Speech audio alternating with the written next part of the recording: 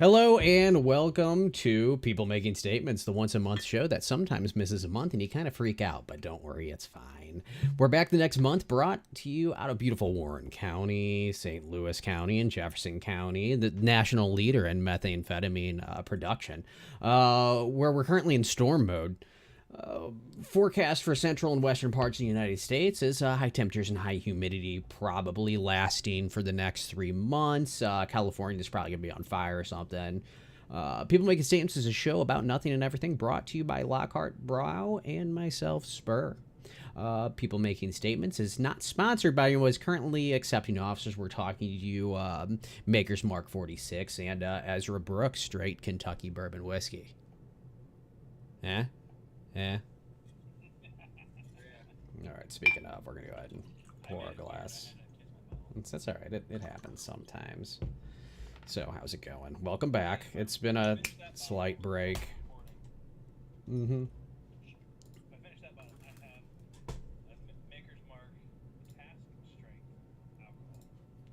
All right. All right. You know what? I didn't even get a chance to post this, so Lockhart, you have access to the whatchamacallit.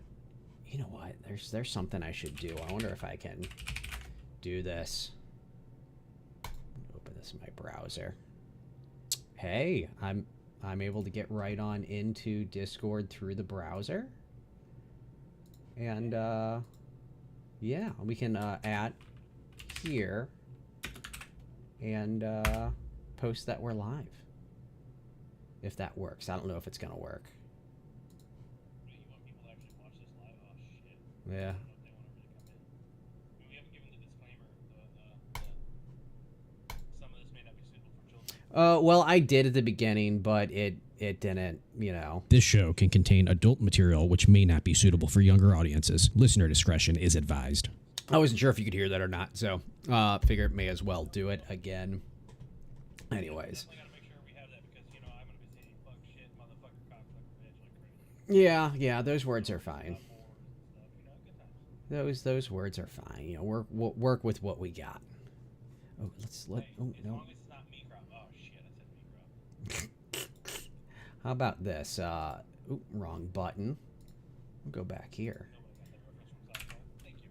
Oh, god damn it. Just realized what my keyboard can do without me noticing it by mistake. That was crazy. Alright.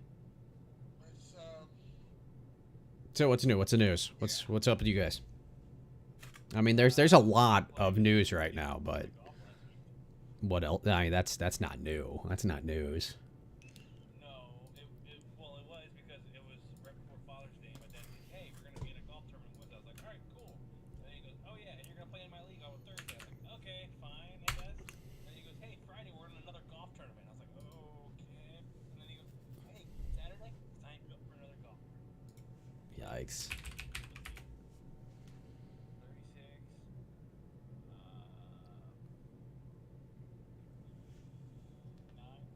Golf in 4 days. Yeah. Well, that's it. Anyways, I was a little wiped. bear with us as I still work out this whole Stream Deck thing. I'm still working with it. I'm liking it so far, and we've got our nice intro music going. We've got you know, we got a lot going on. We've got some other shit. Spur also stream on Twitch. It's only gonna get better, maybe in like 6 to 8 months when he stops drinking all the time while he's streaming and trying to fly planes. Well, I mean that has a good draw. You know, the Drunk Pilot is a popular. Speaking of that, I do have to ask. I've been seeing updates where they had the Top Gun update for Flight Simulator. Did you try that? Well, I think that actually came out before the movie, and I did try flying the jet, which it was all right. It was kind of cool, fun to do. And then the other one I saw, this was on Xbox, I think yesterday or the day before. There is now a Pelican from the Halo universe. I saw that. Yeah, that was the latest update that I downloaded. I still have yet to do it. I was going to the other day, but I ended up jumping into some RP and doing that instead. RP is the go-to, but when things are, slow, or when somebody's DDoSing the server. I might try that. I've been going to the casino the past 2 weeks, and I'm up, I think, $3,000 now. Good shit. 3 weeks I've gone. Share the wealth. I need a new GPU. I'm literally in the money to buy a house, so like, the more I win, the better house I'm gonna get. Fair enough. Fair enough. Maybe I'll just pay all cash. Yeah, and we missed last month. I ended up going to Florida. Took a nice vacation. Got some time away, and the baby loves water. That child absolutely loves water. And I ended up going to play horseshoes on that Friday. Oh, right on. Yeah, that was the Friday that we were gonna. My dad, The scheduled date. Voluntold. Mm-hmm. Lockhart. Yeah, you got something you want to say? No, I was waiting for you. Did something too. Yeah, I don't know. See what he's What'd got. you do? You had to use that time for something. Well, I just did episodes of the podcast pretty much. How often are you doing those? We are doing those almost every other week. We're in buffering mode at this point, to where we have episodes already lined up to be released.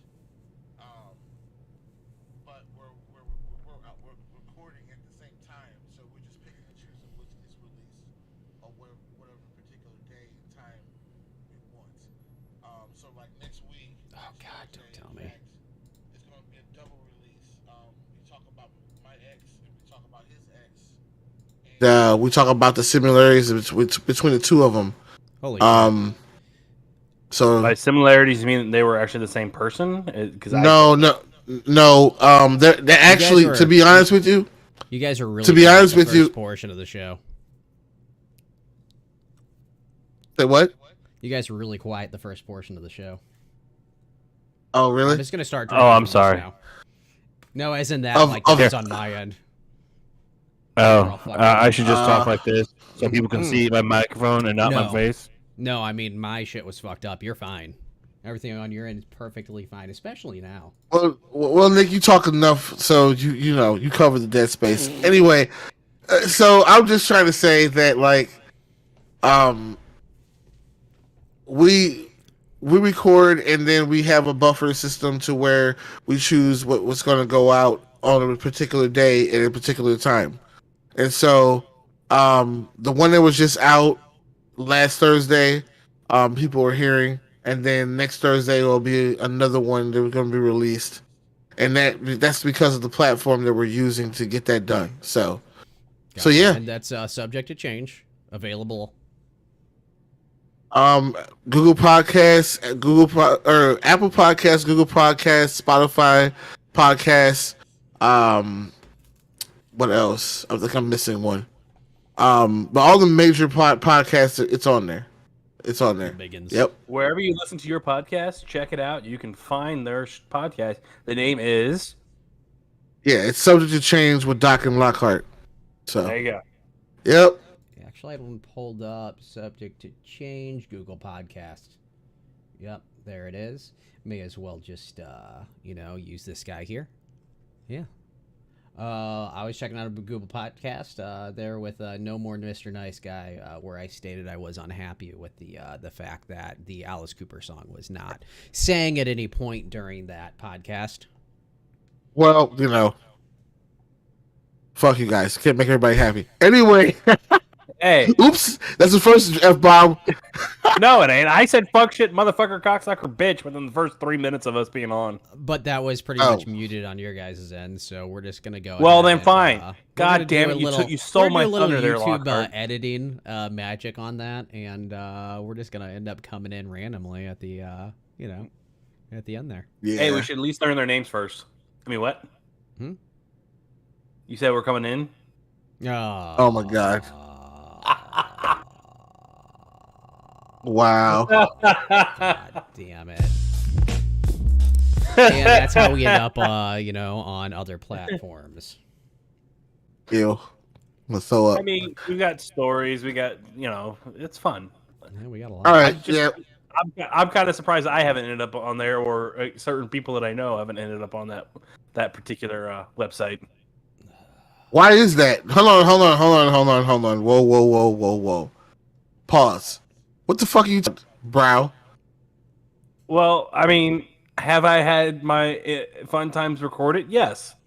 Am I surprised no one's put them up where What I... I think What I has- have I some didn't, audio. do the, I didn't do the recording. No. I think I've got an audio clip from one of them. No, that's for Wow. my sister. That's from the whore. That's from the Sorry. whore. Sorry. So hold on a second. Did you know you were being recorded, or did you Yes. not? Absolutely. Fully consented to it. So what happened? Like, you want to go into Well- details? Like, you want to tell us how? Yes, I brought condoms. Yes, I used the condom. that I don't time. believe that shit. But all right, Hey. okay. Hey, I'm not a fool. I wrap my tool. I'm not Alright, trying to have children. Look at I my need more horrible Chris- sister with her 3 kids. I need more Chris Hansen sound bits for this reason specifically. Okay. No, Well, so you this, do this have an was- R. Kelly sound bit. Oh yeah. Oh, but it doesn't It's fit there. for this It's one. there for special occasions. Yeah. She was 23, 24, might have been 25, I don't remember exactly. But me and her had been hooking up for a while, and then one night we were at dinner and she goes, "Hey, I got a confession to tell you." I was like, "What's that?" And she goes, "I'm into voyeurism and recording myself when I'm doing that." And I was like, "All right, cool. Have you done it with us before?" And she goes, "No, I always like to ask before I start recording when I'm doing that." And I'm like, "Okay, That's cool. nice. That makes it even better because that makes me feel more better that I'm not being recorded and have my shit thrown up on YouTube or Pornhub, whatever." And so she's like, "So if we hook up tonight," and I was like, "Yes, we can record it." And so we went back to her place, hooked up, and it was recorded. I don't know what she did with the recording. She has it, maybe still. I don't know. What is I had she? fun. What does she? She doesn't live with. She lives by herself. Yes. Well, Nope. She has a cat, but no. And no, it's not who you think. It's someone you have never met. How She actually doesn't live in St. every- Louis anymore. She lives in Kansas City, I believe. How does every show? We're 14 wait, minutes wait. in. How does every show How go long- straight to sex? Because we're dudes, and dudes think about sex all the time. So first off, how long ago was this? Because you just made it sound like this was yesterday, and it really wasn't yesterday. It wasn't yesterday. This was A couple days 3 ago. years ago. 3 years ago. Right, it was right before the pandemic, so it was either like 2019, like See, when you- mid to late 2019. That's bullshit. See, when you brag, we think about something recent that you just did. Like, oh yeah, I just fucked this girl and it was recorded on video. We all thought that it No. was recent. We all thought that it I was wasn't recent. bragging I wasn't trying to brag about recent conquests. My recent conquest, me and her have known each other for a long time, and we've been fuck buddies every off and on whenever we're not with someone. And currently, she's not with anyone, and I'm not with anyone. So she'll text me and be like, "Hey, I'm bored." And I'll be like, "All right, I'll be over." You'll drive all the way out to Kansas City to just go hit this girl. No, it's not the same girl. Okay, so it's your sister. No, it's not my sister. It might be your sister. I don't know. Yeah, for the record, I don't have a sister. So how do you feel about that? Yeah, exactly. You don't know that you have whether or not you have. a sister. You might be right. I wouldn't counter. Well, Hey, I- this girl that I hook up with, we're fuck buddies with. She is absolutely all kinds of sexy chocolate. Oh, yummy. So she's black. Yes, melts in my Okay. mouth. So, you remind me of this thing that came on the radio the other day where this guy confessed that he was fucking his cousin. And No, I've only had my adopted my You adopted remind me second cousin trying to have this- sex with me. yeah, okay, whatever. And I just remember how the guy was like, how serious he was with the girl, how he wanted to like get married and stuff, and take it to the next. What? sorry, this is my keyboard. My keyboard was like, it's loud as fuck. I know that. I need to replace it. You guys are Yeah, talking. I'm typing. Clickety Okay, yeah. I just want to make it clap. That's exactly what I was going to say. Is make it clap, right? So Brown, I have to ask, when your cousin wants to, go down on you. No. My cousin used to. Now she wants to hook up with my You- sister's oldest child. So now I'm Your just gonna cousin read used the to? soundboard. Yes, I have a adopted. Oh yeah, I forgot second about cousin. that. I forgot about that. She does exist. batshit crazy. Adopted. That's She- You let her suck your dick. No, I've never touched her. She wanted to. So this was a long time ago. I think I was like 21, 22. So this is a long time ago. She had her 4th or 5th miscarriage, and she called my mom to pick her up from the hospital, and I was already with my mom because I had gone to the doctor for an ankle injury. And so I'm in the car with my I'm mother. hitting it from the back, huh? Go ahead. We went and picked her up, and we took her to her house, which was off Natural Bridge Road, off 70. Like goes down. You go get off 70. You go down Natural Bridge Road a ways. It's always And natural. It's on the left. It was by near the Church's really Chicken. only if I relevant remember to correctly. anybody that's local. I know, right? Very much It's by Church's I Chicken. was just- It's by the I was gonna Church's say, Chicken let on me that. I was gonna say, I was trying to give you let him two keep guys talking. ideals of where it was at. I was like, let him keep talking. I don't understand. It doesn't make no sense. But go ahead. Like, no, Church's everybody Chicken else. on that bridge. But she lived over that way, over by the airport in St. Louis, and need she's more like, "Hey, you after want to this come on story's in over. and check out my place? Because I know you want to get out of your mom and dad's house."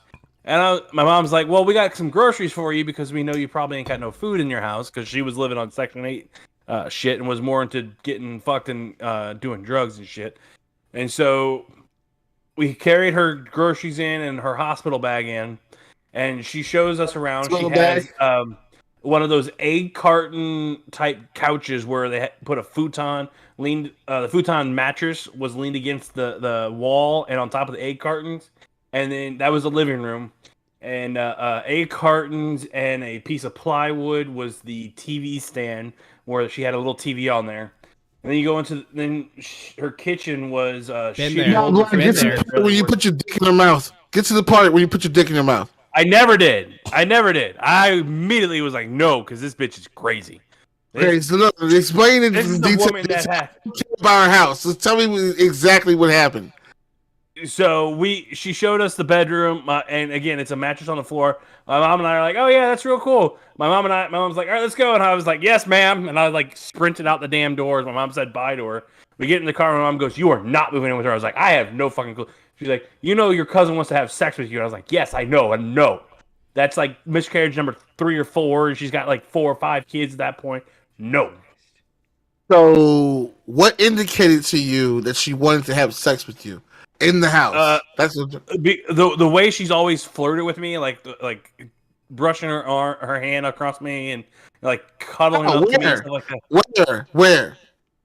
Wherever she can. Like she's done this pretty much ever since I've known her. And like first time I met her was at a funeral.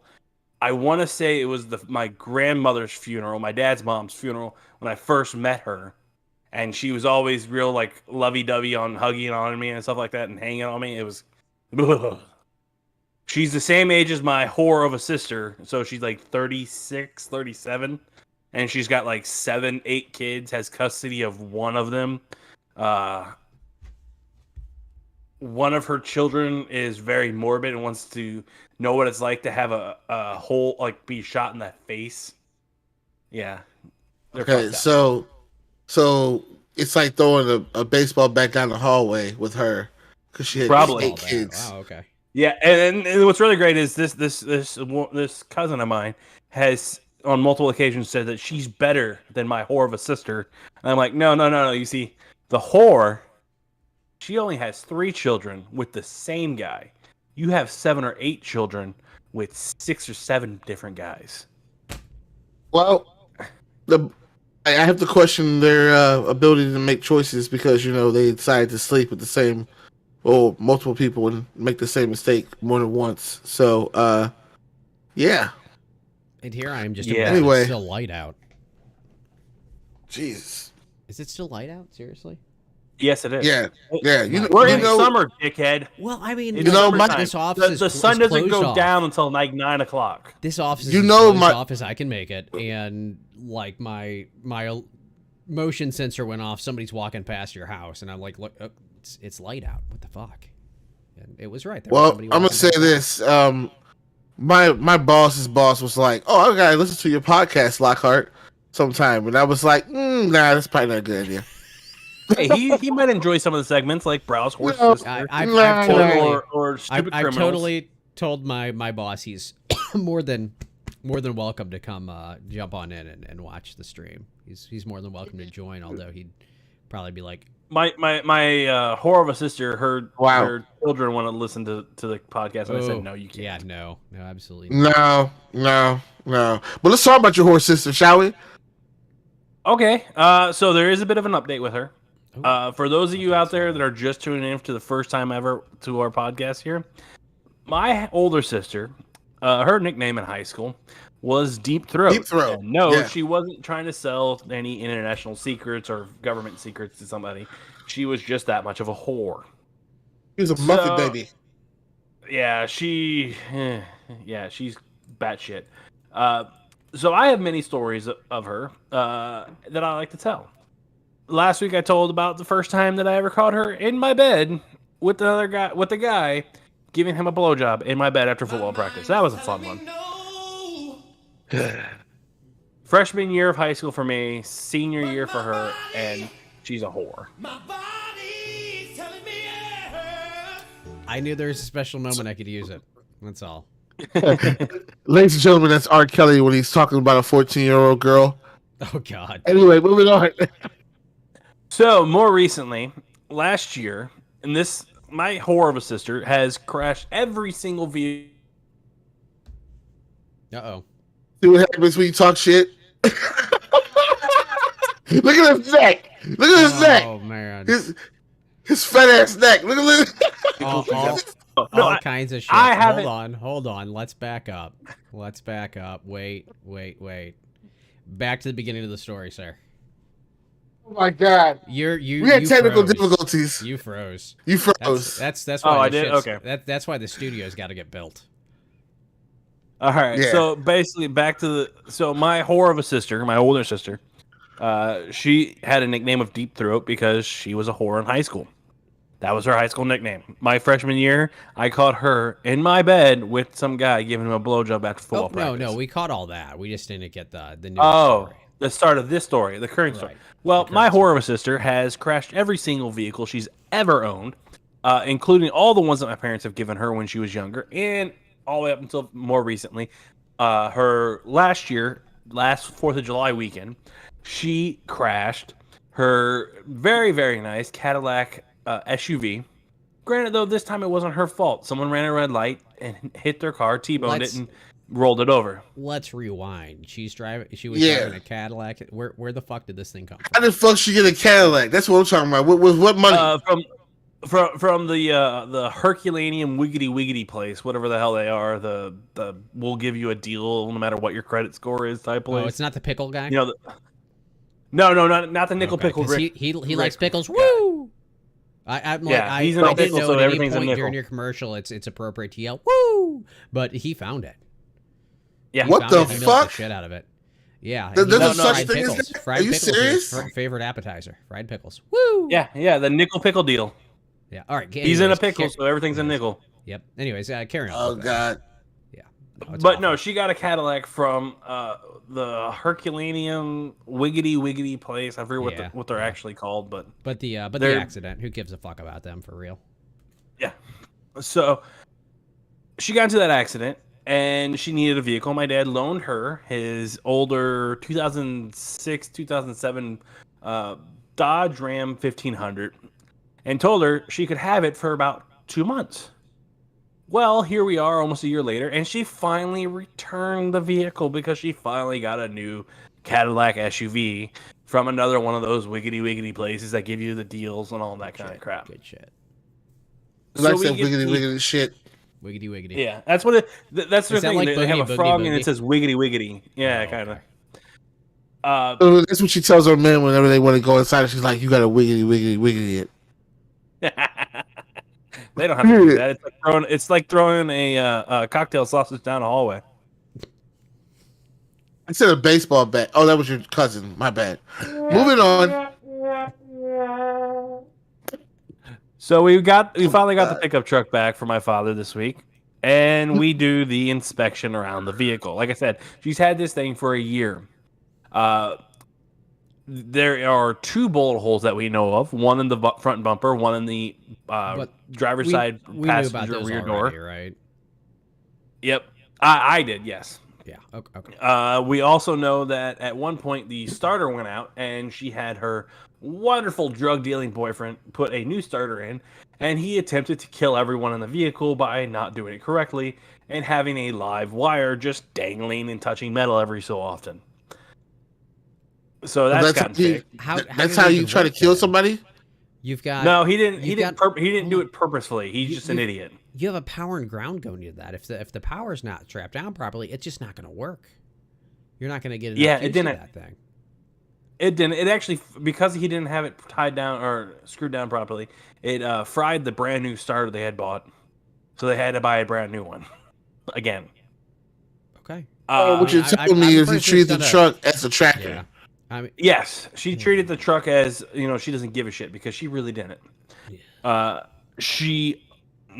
What was the other fun one? Oh, they broke the AC condenser somehow, and I'm assuming, because I haven't gotten a chance to pop the hood and look yet, but I'm assuming there's a bullet in there because, like I said, it's obvious your dad doesn't want this truck back, right? Oh no, we got it back. We have it back. It's sitting out in front of the house right now. It's just not doing anything. It just needs a bunch of repairs. My dad honestly should just sell the motherfucker because it's not worth it to have anymore. Festive with horror. Yeah, that whore. And my nephew and niece, my two nephews and my niece came over last weekend right before we got the truck back, and they were telling me stories about their mother. Oh God. So, more recently, my parents don't know this yet. My sister got a second DUI. And I found out that when they said second DUI, I go, when the fuck did she get the first? They go, oh, you didn't know about the first one? I was like, no, I did not. Apparently, she got a DUI leaving the east side, one of the strip clubs. And coming home, she got a DUI. I asked them when they said that, was she working or was she just hanging out at the strip club? Their response was, yes. Wow. And then her second DUI that she more recently got was she was leaving her job at the casino in South County. And she was drunk off her ass and got pulled over again in my dad's pickup truck. Oh God. Yeah. Does she just like thrill? Is that what the issue is? Does she like thrill? Is that what gets her pussy wet? Is thrill? Like, no, the problem is she didn't grow up because she had her first child at 18.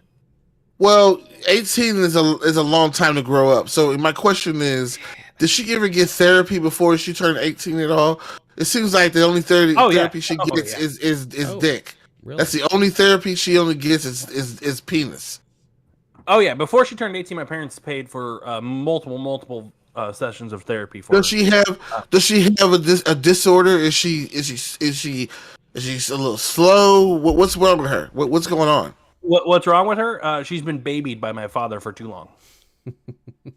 My mom actually calculated this, and this is a conversation me and her had recently. The amount of money that my father has given her or helped her with or anything along those lines is close to $45,000.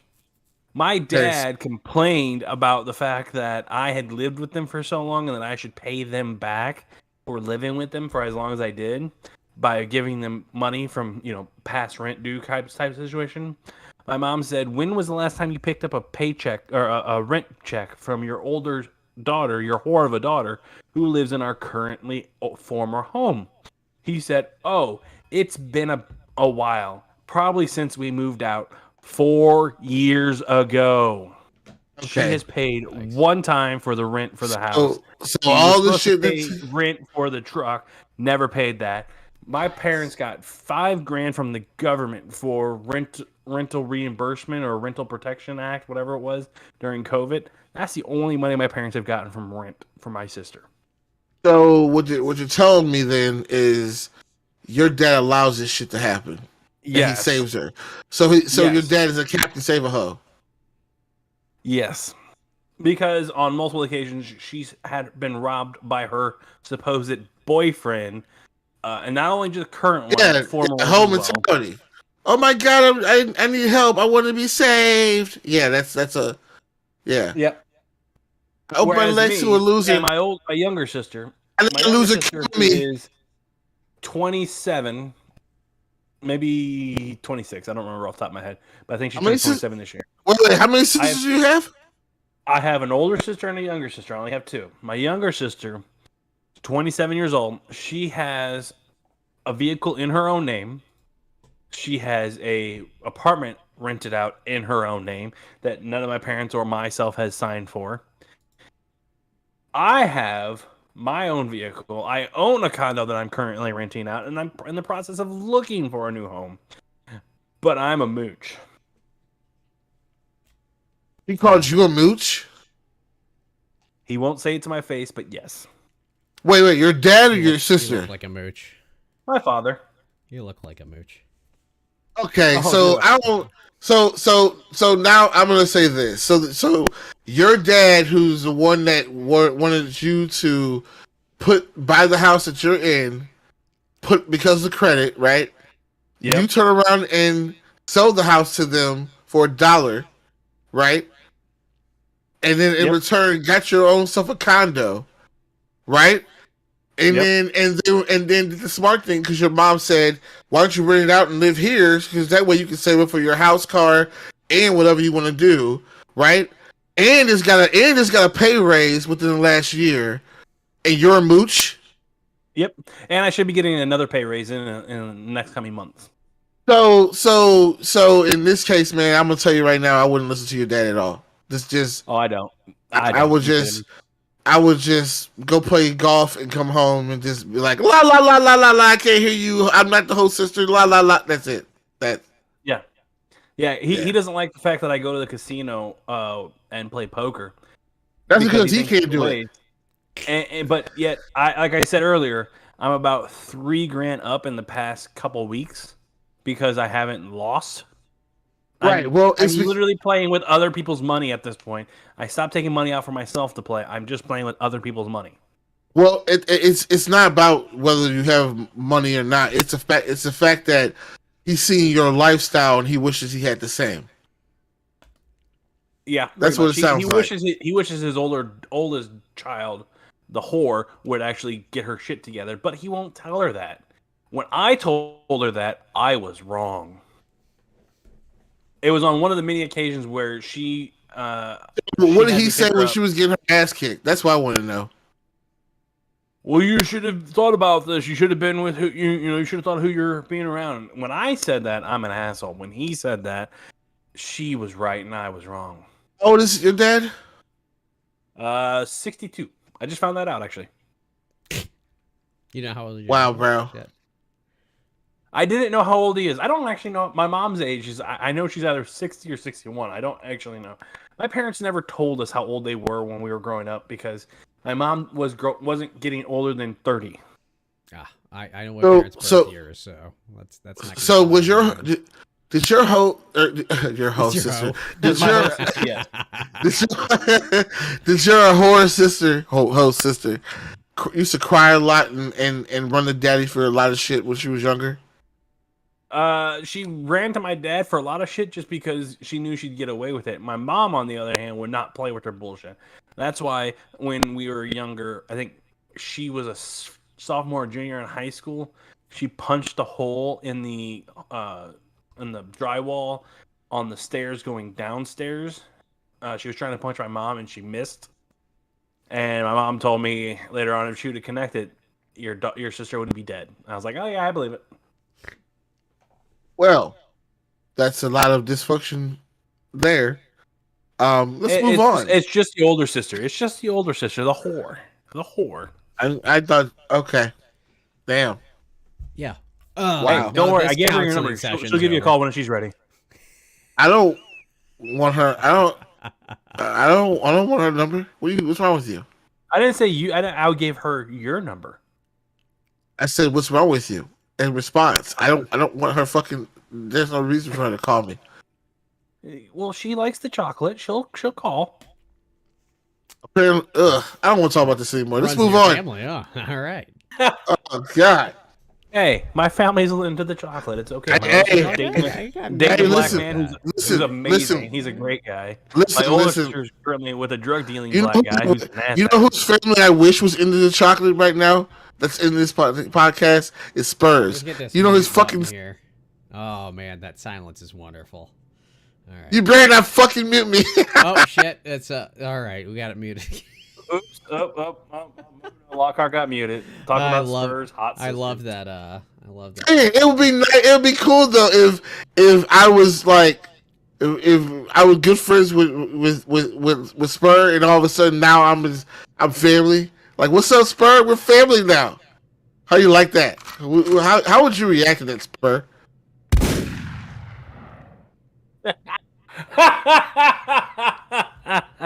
That's fucked up, but funny. Hey, your sisters are hot, man. Just get over it. You think I drove you crazy as a friend? Now I'm gonna drive you even more crazy as your family member. Yeah, that'd be. Hey, I That'd could be just see nice. Lockhart walking in to see your family and go, hey, to your dad. He goes, hey, Dad, we got the same nickname. Oh God. I've Okay, seen that first too. off, I wouldn't. I've seen that too. I'm not gonna say that to his. No, I have way more respect for him than that. I wouldn't even say anything like that idiot. That idiot, dude. First off, if you would have said that to me, It was. there's no way. It was pretty. It was funny, but there's no way. There's no way. All right, we all know what it is. But I Oh, don't. man. Why do girls like to call the dudes daddy? Like this. I don't know. What's up with It's that? weird.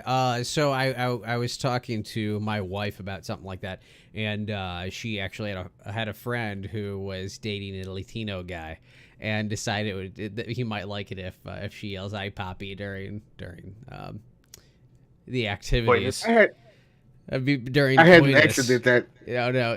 So she tried it, and he got really freaked out. Like he thought she had an issue.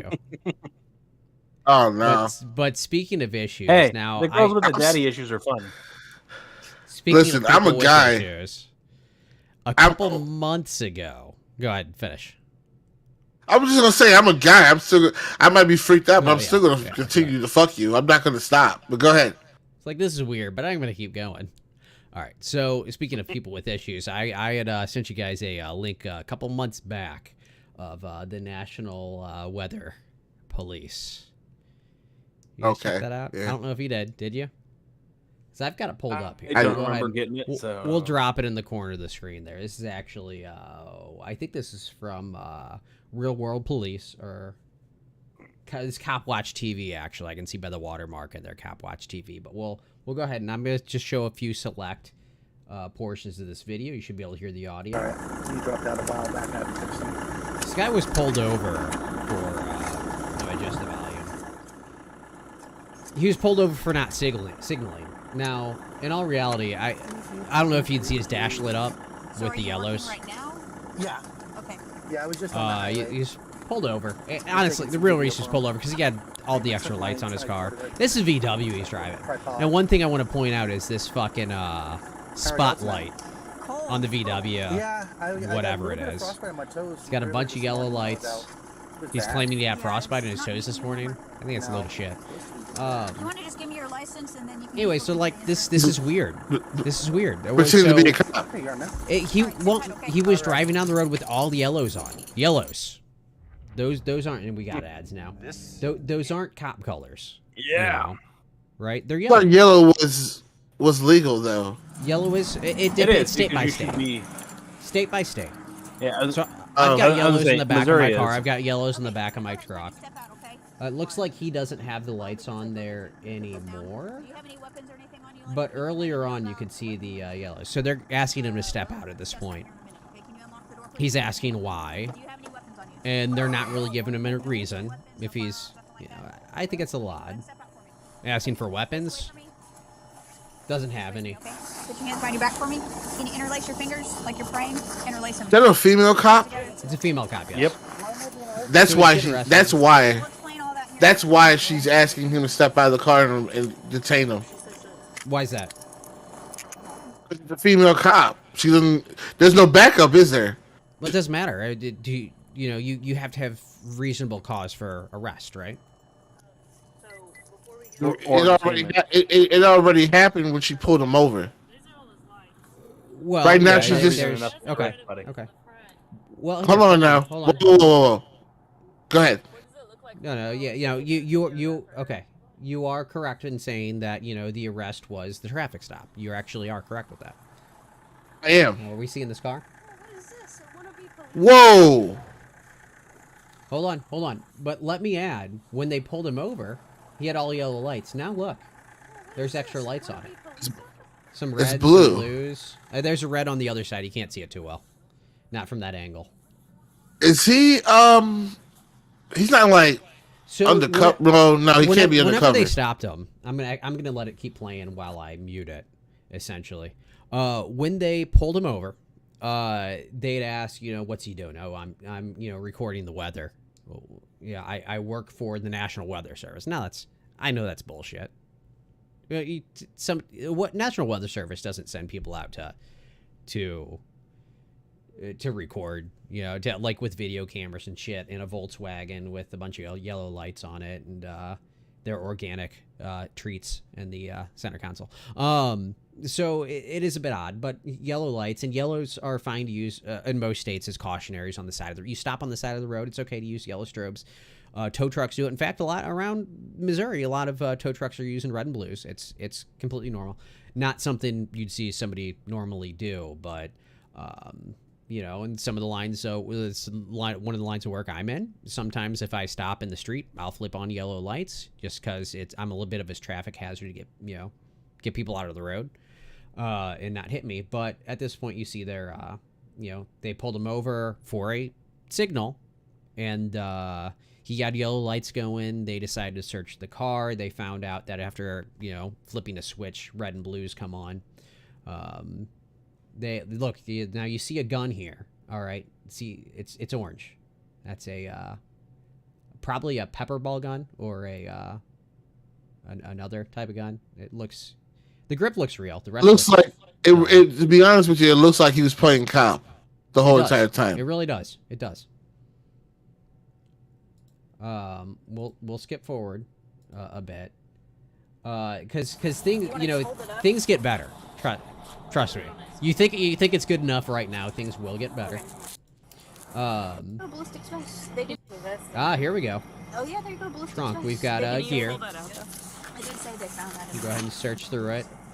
This is just great. Netting. You see Net. so much. Weird that netting is there.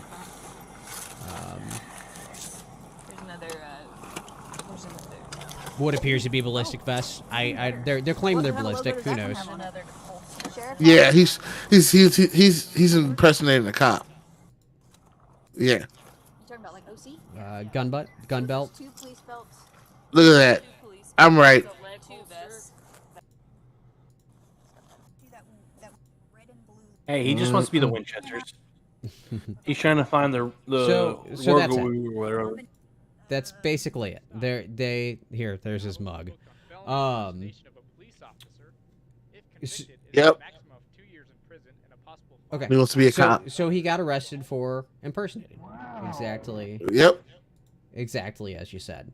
All right. So, anyways, any thoughts on that? That was just an interesting video, or something interesting I came across that I had a lot of thoughts about as I was watching it. What do you think? What do you think? Overall, I from think start to that- finish. Needs to go and get mental health checked. I think that he's addicted to power, and I think that he went all the way out to make himself be noticed, Okay. by putting those goddamn lights on his car, and I think he wanted to go out with a bang. I think he wanted to really go out with a bang. Go ahead. So these are thoughts on his mental wellness, basically. Well, no, not just mental, because I mentioned his car too. Because I think he knew that eventually he was gonna get caught. Okay. So yeah. All right. What about legality? Any legality thoughts? Yeah. Okay. He's gonna be in a lot of fucking trouble for all that shit. Okay. Well, yeah, the fact that he had a gun or a what is it? A paintball gun, I guess. Whatever you said it was. Is that? I don't know what Pepper that, if that ball. really was. That illegal? Slightly different. Pepperball. We'll say it's pepperball because that's what I think it is. Well, he had. It's not about if it's illegal or not. It's about the number of items he had that would compare to the category of impersonation or being a Okay. impersonating a cop. That's Okay, what it is. I like that. I like that line of thought. It's a number of items that he had that all fits the category of being a fake cop. Okay. Yes. Oh, I do want to point out that one of the things that I noticed whenever they stopped him was a shirt in the passenger seat. It had emergency services patch, or not emergency services. It was emergency management patch on it, which he. Shirt on his shoulder? No, it wasn't on his shirt, but it was in the passenger seat, laying there. Yes, I remember seeing that. I did see that. It was They that was asked another what thing. it was. He said somebody gave it to him. That was it. Did it have anything? He's like, no, it has nothing to do with me. It's just somebody gave it to me. Well, that's a lie because he made it himself. I bet. Well, it was legit. I think it was actually legit. I don't think that I never heard anything from it, but it seemed like it was legit. It was from a local area. His, would it be? Who knows how he came across it? So, what do you think of the traffic stop? He was stopped for a turn signal violation, right? We lost Lockhart momentarily. There you are. I'm right here. Yeah, you skipped out for a second. So he was stopped for a turn signal violation, right? Mm-hmm. And for what'd you think of the them? You mentioned is officer safety taking him out of the car? I think that the woman, normally when, from my understanding, when an officer pulls somebody over, it's protocol for them to call back up to or someone else to be there when they're doing a traffic stop, a normal routine traffic stop. She's by herself. She's a woman. It's a guy. So I'm not trying to be sexist here, but guys are known to be overpowering for women. And so therefore she wanted to, because it got weird to her, he wanted to further lock him down to where he wouldn't be able to do anything stupid to her, and the situation wouldn't have gotten any worse. So yes, he was already technically under arrest, but she wanted to physically put him in handcuffs just so they could figure out what the fuck is happening, and then go from there. That's what I think. Simply put, you think it's fair that she detained him during the stop just for her own safety, whether it's because she's a woman for any other reason. Well, she was by herself. There was no other. It matters. She may not have been. It doesn't matter. Just you feel yes, that it does. Well, even if there was more than one cop and they felt unsafe then in the situation, they might cuff somebody, right? Well, it depends on how many people are in the car, what time of day it is, what the car looks like it has in it, and then on top of that, whether or not that person's coherent or not. All those matter. All those things matter. So to me, body cam wise, she was by herself. The guy was rumbling through papers when he was asking she was asking him questions. He didn't want to give a straight answer. He was already looking like he was distraught, which also shows. You don't want to say he didn't want to give a straight answer because he gave some pretty straight answers. Not really. He's a bit aloof because we skipped through a lot of that. That's fair. If we can kind of dumb it down for that point just before, Ash, what are you doing? I'm and some of it was very ego inflated. I will say this, "Yeah, I'm though. working I will for say this." this. So I'm taking video. That's what I'm doing. I'm taking video of the weather. Well, I'll say this then. It was unsatisfying answers to the officer. Okay, so with that being said, that probably made her feel comfortable because we got to understand too. The officer is also human too. She right. So then it was time to detain them until they figure out what's happening. Once backup arrived or the other patrol unit arrived, that's when they're able to search the full car, see what's going on, figure out all the clues. That's what I think. Now, whenever he was cuffed, I believe that there was already backup there. I mean, but I think it doesn't matter because they were in the act of a traffic stop when they were going to detain him for whatever reason. So, what'd you think of the search? Well, they had proper cause because of the fact that they saw a gun. I don't think they saw the gun, but is it illegal to have it? It's Oklahoma. Keep in mind this. I didn't say this. This is Oklahoma City, or it is at least near Oklahoma City. It's Oklahoma. So think of Oklahoma's laws as very similar to Missouri's laws. Okay. Oh, okay. Well, I'm saying they were going to search the car once he was detained, regardless. At that point. And why? What gives them the right?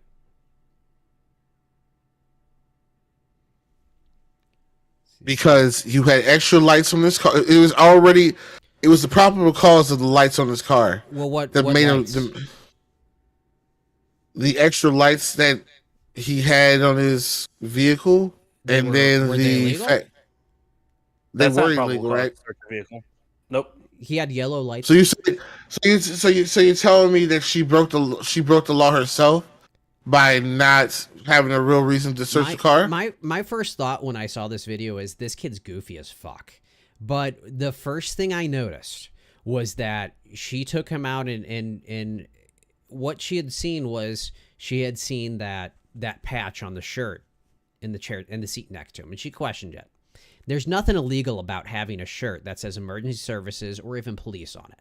Why do you have that shirt? Right. So the better question is to ask you both. Hold on. The better question is to ask you both is then if you're going to make that argument, then why did she pull him over? For a Return signal violation. That's the probable cause for for a traffic stop. Right, and then anything that's in sight, right, just like in a house, yes, can be considered what? Probable cause. So, right, so it's illegal. Okay, so it's not illegal to have a shirt that says emergency services on it. The reason that she did the search, in my opinion, was because she was detaining him and possibly arresting him. If she was arresting him, then they have to do a general inventory of the vehicle to make sure there's no weapons or any illegal drugs in plain view. And before we get too far with that, what is the purpose of the actual arrest? I didn't hear everything, and I didn't watch. Gotcha. I didn't hear everything and stuff. So I'm telling you, it's because of her own safety. No, you can't arrest somebody for your own safety. That's illegal. Well, what I'm saying is, that's not true. It doesn't matter. I understand what Lockhart's saying. You can detain somebody. You can remove them from a vehicle during a traffic stop. You can. Yes, you're right. Yeah, you can. Yes, you can. Because the traffic stop is an arrest. But that's not an arrest. But there's an ordinance violation that he was pulled over for, which was ordinance, or that's not going to be ordinance, but that's going to be traffic law, and that's going to be a signal violation, which is a traffic violation. Ticket and a fine. Yeah, it's a ticket. Mm-hmm. What are you trying? So what do you think, Spur? Go ahead. Go ahead. Brown. My bad. So what I could see from that video, just watching it with you guys, it looked like she stopped him for the failure to signal or the signal issue. So that's an issue. Now she got suspicious of him because of the yellow lights and the fact that he had that emergency vehicle thing. Now I don't know if when she did a search of his identification to see if he had any wants or warrants out for himself, if he did have one of those, then now she has probable cause to take him out and actually arrest him. Her taking him out and detaining him like she did She probably put him in the back of the vehicle because it looked like there was snow on the ground. And if that's the case, they cannot legally put you on the ground in the snow handcuffed. They can't make you sit in the snow because that's a violation of your human rights. It's a big no-no. So she puts him in the back seat of her vehicle. Now that search, again, if she didn't have a warrant or want that they were for him for his arrest, she had no reason to go back to his vehicle and start searching it. Then that comes into illegal search, and anything and everything that she found is fruit of a poison tree, which can't be used in a court of law. So, again, I didn't hear everything that happened. I don't know why exactly she took him out of the vehicle and put him in handcuffs besides detaining him. I don't know what gave her cause to search the vehicle. Like I said, depending on what the law is, you said in Oklahoma City or near Oklahoma City, depending on what the law is in Oklahoma when it comes to lights on the vehicle, the yellow lights shouldn't have been reason to search the vehicle as well. Them finding out after they had detained him and put him in cuffs in the back of the vehicle that he had red and blue lights as well, which would be impersonating a police vehicle, which is illegal. They can't use that in any way, shape, form, or fashion if he didn't turn it on himself, or if they turned it on when they went in and searched the vehicle without having actual cause to go in and search the vehicle. So, how old was the boy? I Looks like a man about in his 30s. Well, not far. Probably, I think 25 was the age, 25 or 26. Okay. So okay, go ahead. Go ahead, Spurg. I want to know. So yeah, because my I thought want is to know what this. you're thinking. When somebody's pulled over for failing, and actually it was failure to signal to changing lanes, and it was within X amount of feet. So, for instance, in Missouri, you have to signal with 300 feet before changing lanes or turning, or within half a block of turning. I think. Don't quote me on that, but I'm pretty sure that's what it is. It's 100 feet. 100 feet. Okay. So The only reason I know that is my niece took the test this gotcha. week twice. So okay, that's the only perfect. reason I No, know. that's good. So he failed to signal that long before changing lanes. That was her reason for stopping him. So therefore, do I believe that was really why she stopped him? No, I don't believe that's why, but that was her reasonable cause for a traffic stop. The reason she stopped him was he had his lights on. Now, he claimed he forgot to turn them off. I know it's not hard to forget to turn off your strobe lights. I have driven miles upon miles with strobe lights running in the back of my car. Now, they weren't in the front of my car and it's broad daylight. If it's dark out, I can see them running in my back window. If it's dark out, you can see lights reflecting off the road ahead of you in the signs as they strobe. A little tougher at night. It's annoying. It's distracting. Tow trucks do it constantly. Yellows, red and blues, it doesn't matter. Tow trucks do it constantly.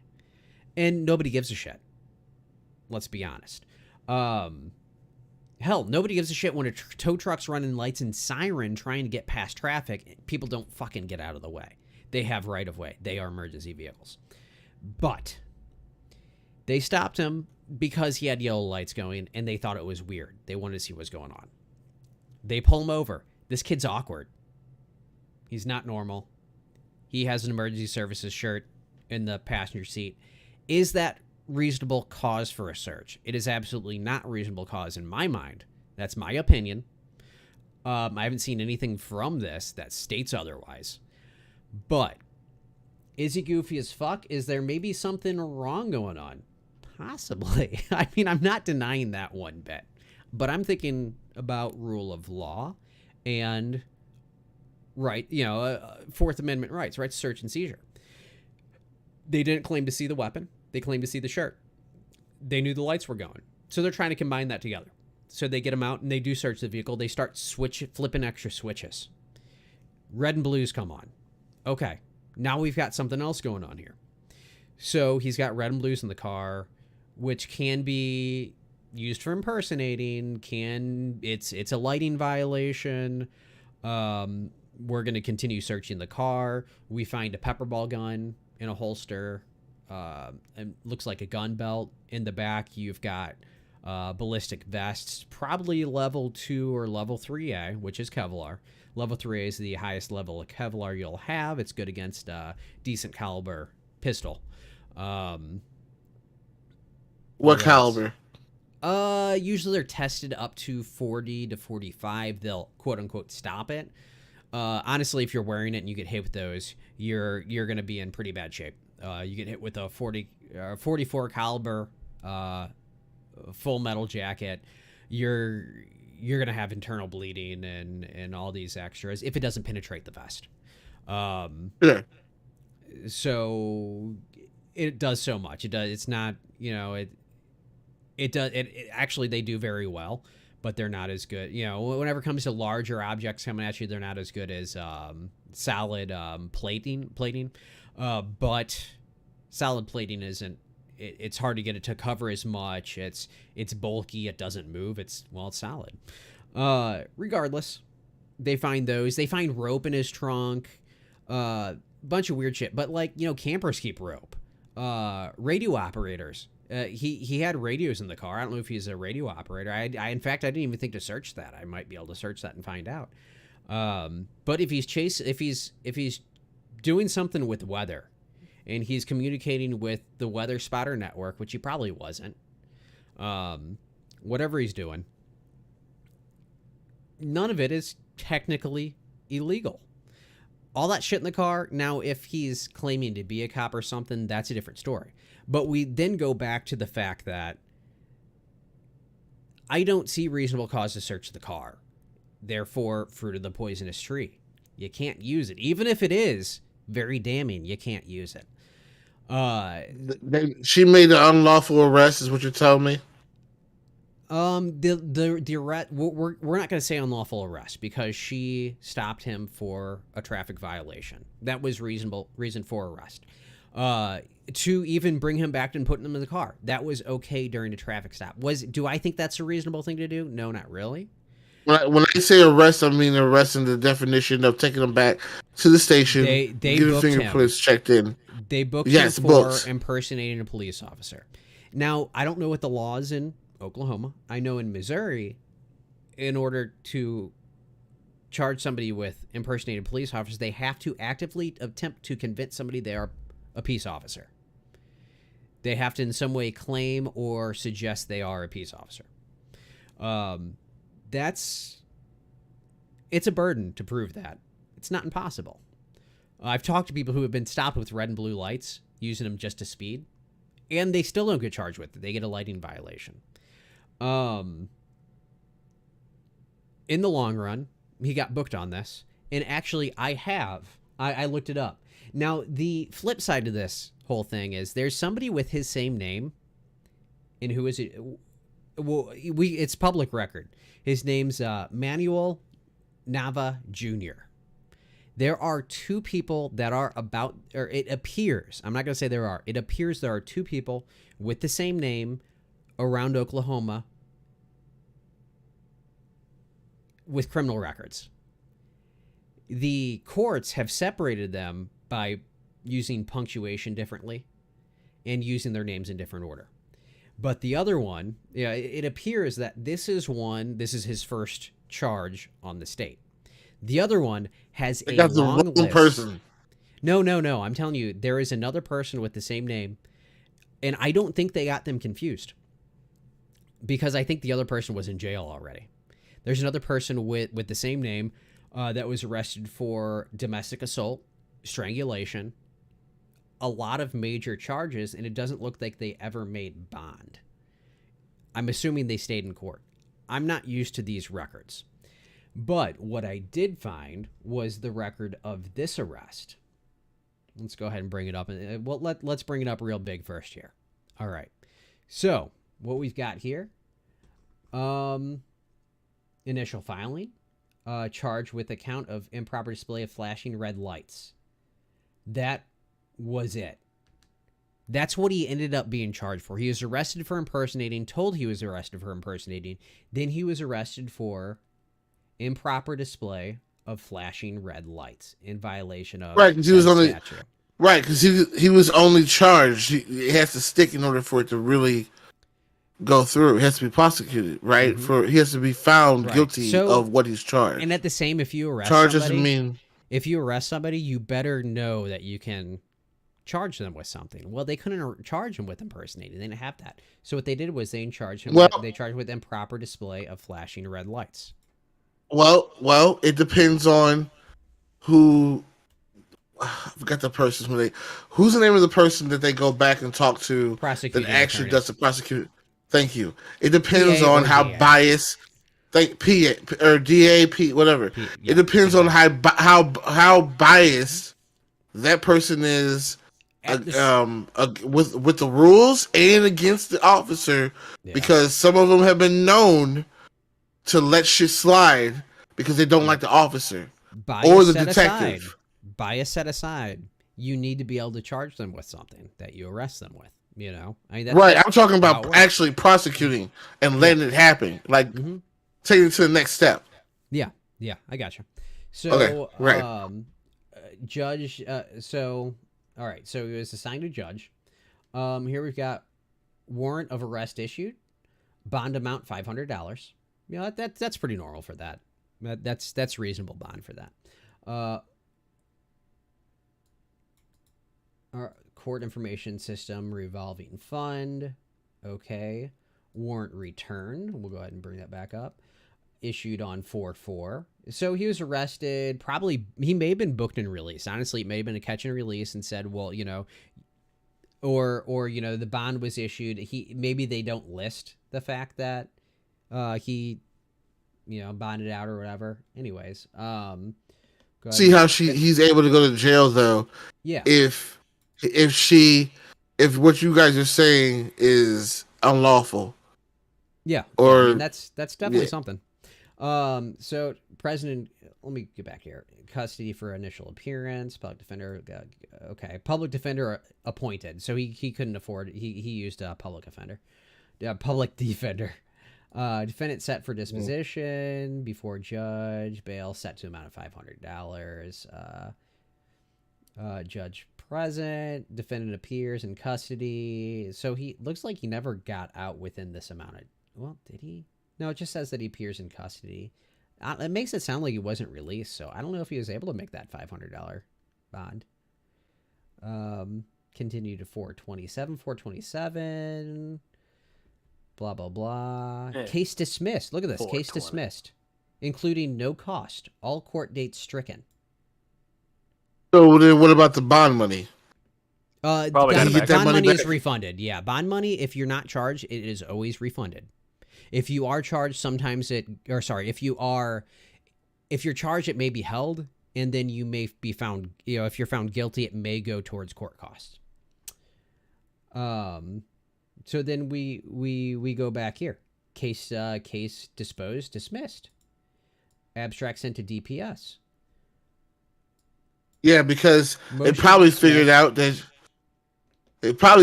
what you're trying to tell us here is that you didn't have probable cause to really take him to jail. And honestly, this one here isn't a good display of the other one I saw. I kind of grabbed one and copied and pasted it so I'd have it ready. What it was is they tried charging him with improper display of red light on a vehicle. Those lights were never turned on until an illegal search of his vehicle, at which point they turned the lights on and decided, oh, we can charge him with this. Well, I'm pretty sure, and this doesn't show it, but it shows that the other one stated that the prosecution had moved to dismiss the charges. So what Because had they knew they happened- couldn't win. They knew they couldn't win, and also those charges could easily lead, and I'm surprised they haven't led to a Fourth Amendment violation. They didn't have authority to search that vehicle. They did not have, even though there's a article of clothing that may have said police or emergency services in that car, that they didn't have reasonable cause to say, hey, this person, we think he's impersonating. Therefore, all goes out the door. If I were him, I'd be suing. I'd be contacting a lawyer saying, hey, pro bono, you know, if you, Well, that's if you defamation, think right? you can sue. Well, it's not defamation, but it's a violation of your Fourth Well, Amendment. the Also, that this is record is public. out there now. It's public, so Right. That's what I'm saying. That record's out there now. yeah. At the same time, So- it's dismissed. So Yes, but they it didn't can go defame either him. way. They didn't do a defamation against him, and that's why he can't sue for defamation. But- He can sue for wrongful arrest and wrongful imprisonment, but defamation is not on the table. Right. So And he probably could get a lawyer that would take that case as I'll get paid from whatever we make from the city. right. because I will take he's gonna make- 70% of it. Something like that. Because you can make a lot of money off something like that. Oh yeah, that could potentially get him millions. Yeah, violation of a constitutional amendment. Absolutely, that can go far. Anyways, I just thought that was a very interesting video because the minute I saw it and I watched what was going on, I'm like, there's something wrong here. This kid isn't right, but the way and they were professional, but the fact that they searched under less than reasonable circumstances, and honestly, in the end, could it have prevented this kid from doing something stupid? Possibly. Do I think it did? No. I think he's just fucking goofy. I think he's out there chasing the weather. He's probably, doing whatever. But, it's one of those things where, yeah, I think this was overstepped. It happens. So kind of reaching back to what we talked about last podcast, so about 2 months ago, that shooting we talked about, I forget where it was, where the officer was wrestling the individual and he ended up shooting the guy in the head and killing him. Right. They charged that officer this week. Which case? With, what did he manslaughter. get? With I think it was either manslaughter or homicide too. I forget. Their state had a different saying for the murder. Track of this shit. This was the one where the I've officer heard of stopped like the 4 car. shootings in the past 48 hours. So Spur, this is the one where the guy was pulled over, and then he got out of the car, and the officer was like, "Get back in the car," or whatever, and then he ended up chasing him around the front yard. The neighbors' cameras caught him, and then the guy's obviously chest cam was on, and then they got to wrestling on the ground, and then the guy was actually overpowering the officer to some degree, so the officer pulled out his gun and shot him in the head. All right. It was the one where the officer stopped him for like an illegal turn, I think it was, and the suspect jumped out of the vehicle almost immediately. The officer's like, "Don't do that. You can get yourself hurt. Like, don't do that. That's really dumb. Give me your ID." The guy made it look like he was going to give his ID. He opened his door back up and told the person in the vehicle, "Hey, give me my ID." He never got it. He eventually tried taking off on the officer. The officer chased him, deployed his taser. It did not take effect because of multiple thousands of reasons. Who knows exactly? Sure. But the officer then was able to tackle him. And as they're on the ground, the officer and him are wrestling, and the officer's trying to get his hands into position so that he can arrest him. The suspect attempt to grab the taser from the officer and use it on him. The officer feared for his life and pulled his firearm out and shot point blank in the guy's head, killing him pretty much instantly. And this was recorded. You see part of the video is recorded from the dash cam, and we talked about this. This was one that Donut Operator talked about. Partially from the dash cam of the police vehicle, partially from his body cam, which in the struggle somehow got turned off. They're not sure exactly, but they know the officer didn't purposely reach up and turn it off. It was just in the struggle kind of situation. And then cameras across the street. A neighbor or someone that lived there was recording it as well, and that's when you see the officer, like I said, pull his firearm out and execution style killed this man. Gotcha. But they are charging that officer, and they're calling it, since it wasn't premeditated, since he obviously didn't know the individual beforehand. They're giving him murder 2 is the best way to describe it, I guess. More Again, than So- or less than premeditated. So the question is going to be, do you think that's going to stick? Yes, absolutely. I honestly don't know because I'd have to review that again. My mind is so mashed with so much shit that's going on when it comes to media, police and media, and Supreme Court and lower courts and state. Well, I want to courts talk and everything else. I want to talk about this Buffalo shooting. I want to know your thoughts Well, on that yeah, because I'm before looking I at give my topics input, of- I want to hear yeah. what everybody think. Go ahead. I'm looking at topics of Buffalo shooting. What do we got? Oh shit, what's this one on? I don't even. I don't really remember the Buffalo know. shooting off the top of my head. Uvalde's been in the news too much. Yeah, Supreme Court and gun rights, Supreme Court in more gun rights, Supreme Court in Roe versus Wade. I'm looking at so much right now. Okay, so you're talking about the supermarket shooting in Buffalo, where the guy live streamed himself on Twitch for a little bit, actually shooting. Yes, that's that one where the guy pulls up to the Buffalo store okay. and he's I thought live we were talking about streaming. School. Okay. No, not the Uvalde. school one. That's That was in. That's Uvalde. That's the Uvalde one down in Texas, okay. where the where we just found out, and we'll talk about in just a second. No, I think that's Buffalo something- Lockhart. That's a whole But other. Uvalde is insane because this just came out this week that Yeah, there were the officers officers- in the building with AR style, with assault style weapons and bullet resistant shields, but they would refuse to go to the door or the rooms, even though they had the equipment to do so. And Well, one let's- officer, his wife was actually inside the room, bleeding out, saying, "I've been shot. I'm going to die." The other officers that were standing by him actually took his firearm away from him and detained him. They placed him in handcuffs and moved him out of the building. There's actual That's news video to evidence me. of this. That's news to me. Now, Yeah, this just Now- came out this week.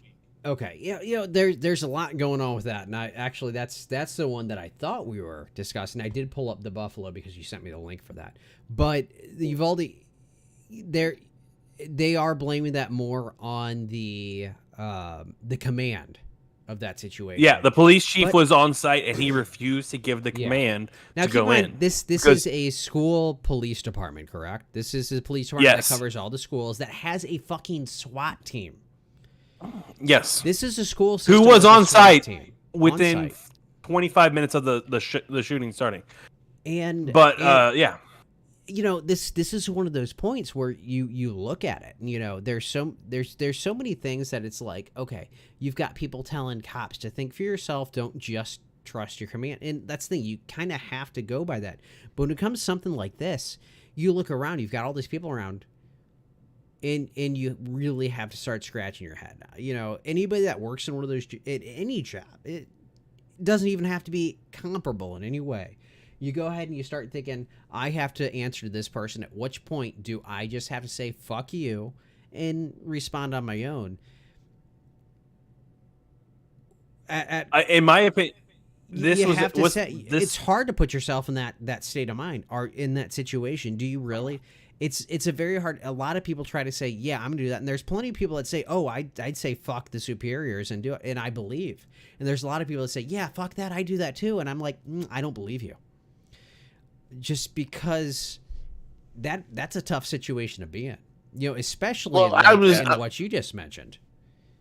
I would like to just go ahead and just point this out. People always got something to say after the fact. Okay, Yeah.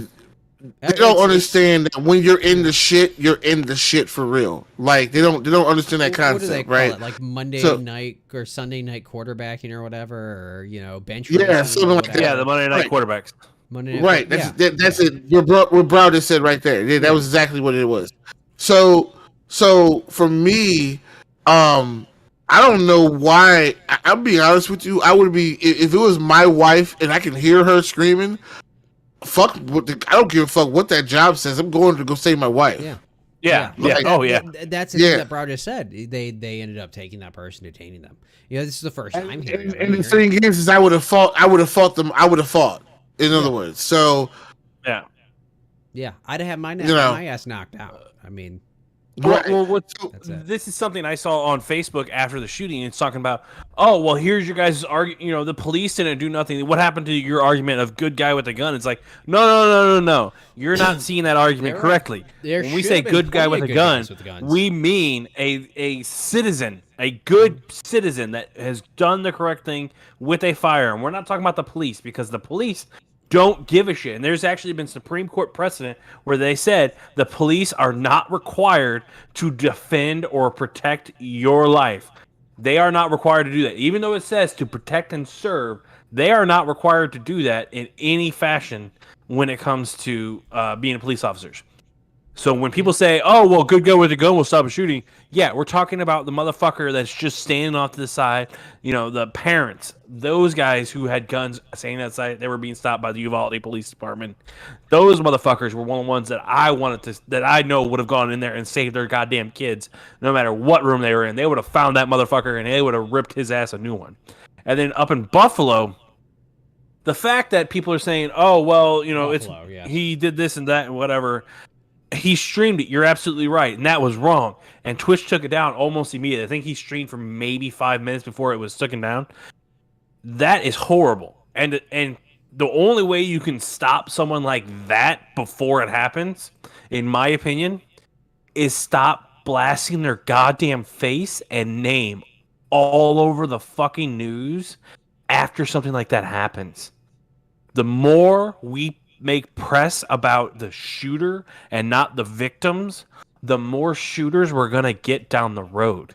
All you're doing is incentivizing the crazy motherfucker that wants to be infamous because they did such and such thing, because they want to be like Columbine, they want to be like Sandy Hook, they want to be like Uvalde, they want to be like that gay bar in Miami, Pulse, the Pulse shooting.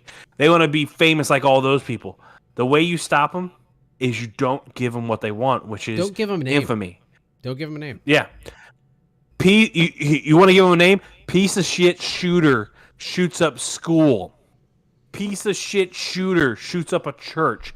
Piece of shit shooter shoots up something. That's what you call them. They are not a human at that point. They are pieces of shit. Okay, so Spur, what's your thoughts on that before I give mine? Honestly, I don't know much about this specific shooting, but I have to agree with Brown what most of what he said there. New York, this is Buffalo, New York. This is one of those areas, and we're going to take a look at that because there is a case that went to the Supreme Court about gun rights in New York, and it's one of those Right. things, it's in Missouri. You go to a grocery store, you have to assume 10% of the people are armed. You go to New York, it's not that. But, that's the same thing. Infamy is what a lot of these folks are about. How old was this guy? I don't even know. The one in Buffalo was Buffalo, 24, 25. Like he Younger. was he was younger, but he was over the age to get a firearm. So Let me go ahead and speak up real quick before we go any further. So here's where I'm going to go ahead and say, right? First off, he targeted a store that was in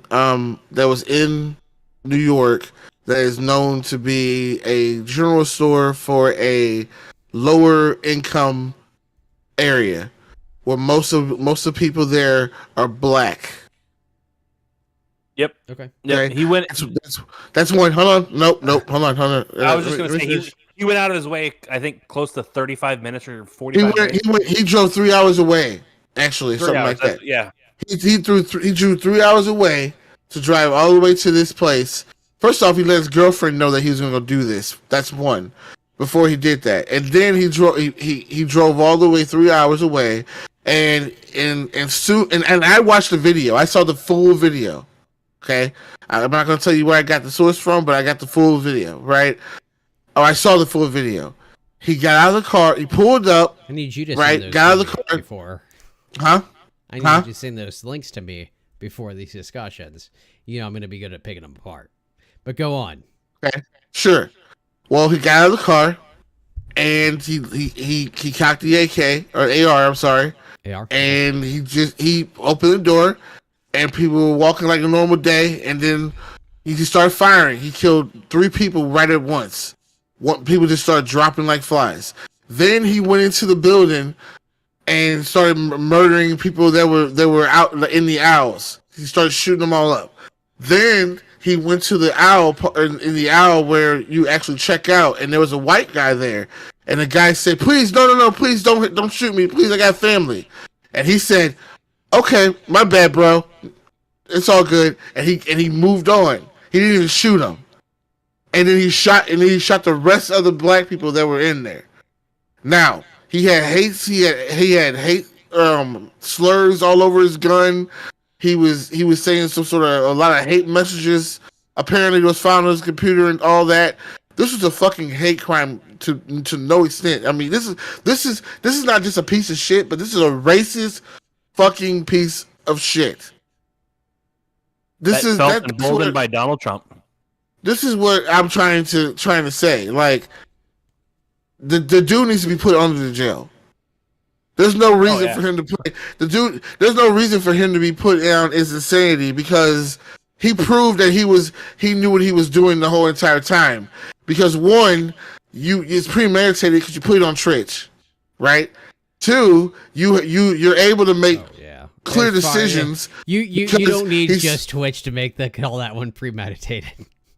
No, But my point though is, you're good. I'm using hard evidence, right? Yeah. My point though is, you saw another person that plead for his life, and the reason why he spared his life is because you saw because he was white. That's it. Yep. So my point to this is, that's the shit that we need. That's the shit that America doesn't need. Like, that's where I'm saying things like lock under the jail type of deal. You know, getting arrested for being racist. That shit is not. That needs to happen. I understand what you're saying here. No, I'm not. I'm not gonna disagree one bit about this. You know, I mean, I'm just saying, like, he literally went in there and shot a whole bunch of black people in there. What if I was in there, guys? You would have shot back, I think. Yeah, you probably. Of course, I would have shot. But you damn right. But would I survive? We don't know. But let's look at it this way. You'd hear those bangs coming first. You'd probably be able to sneak up on that motherfucker a lot better than you expected. But my point though is, the situation should never have happened. Like, the guy went in there to play God. And how do you prevent that? No, he wanted to be infamous, and honestly, this is going back to the whole way the Republican Party is now. And I'm sorry to make it political, but it honestly, truly is. The Republican Party has fully turned and embraced we're diving into politics in a little bit here. Carry on. But no, they fully have embraced the whole anti-black. I mean, there was I think it's TexasGOP.com or gov, or I don't remember. They put out what they want to happen in Texas, and it's not the whole succeeding from the union shit that we've been seeing on the news. No, they want to make it. They want to repeal the Equal Rights Act, so women will no longer have the same equal rights as men.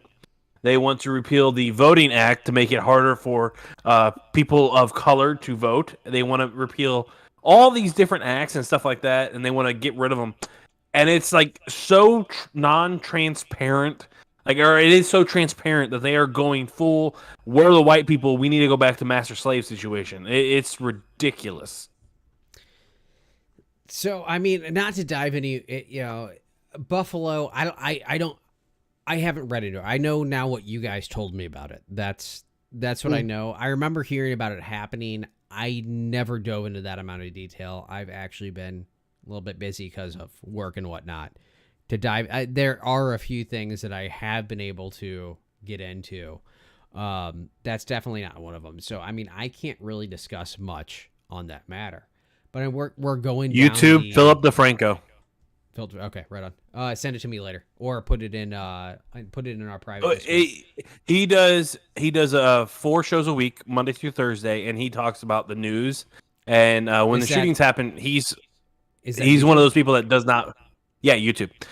4 days a week, and he does not talk about the actual attacker, the piece of shit, he talks about the victims, and he gives you all the details and stuff like that. He's a great person to listen to. I'll post it in our thing. Send it over in our Discord. You know, So my thing about this is these school shootings, and they want to do the control on guns and all that. And I'm speaking from a person, obviously, who owns firearms. You're not, everything that they're doing now is only to attack the symptom. That's not going to fix the permanent issue. This is all symptom based. well, hey, you know, let's go ahead and dive into this. I'm looking at this in AP News. I'm going to go ahead and put it down in the bottom corner, right below me. Congress sends landmark gun violence compromise to Biden. So this is Congress's, and this is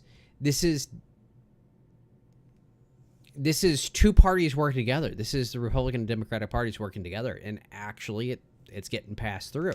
So that should show something. In fact, I think that's the fact that that's not happening like it should be is a problem. No, and it's not that I'm not a fan of the Republican Party. I'm not a fan of the Democratic Party. There's a problem because they are not working together enough. And if they did, you'd see that's one of the things reasons happening. And in fact, and that's coming from me. I side myself as libertarian and wanting less federal government and things.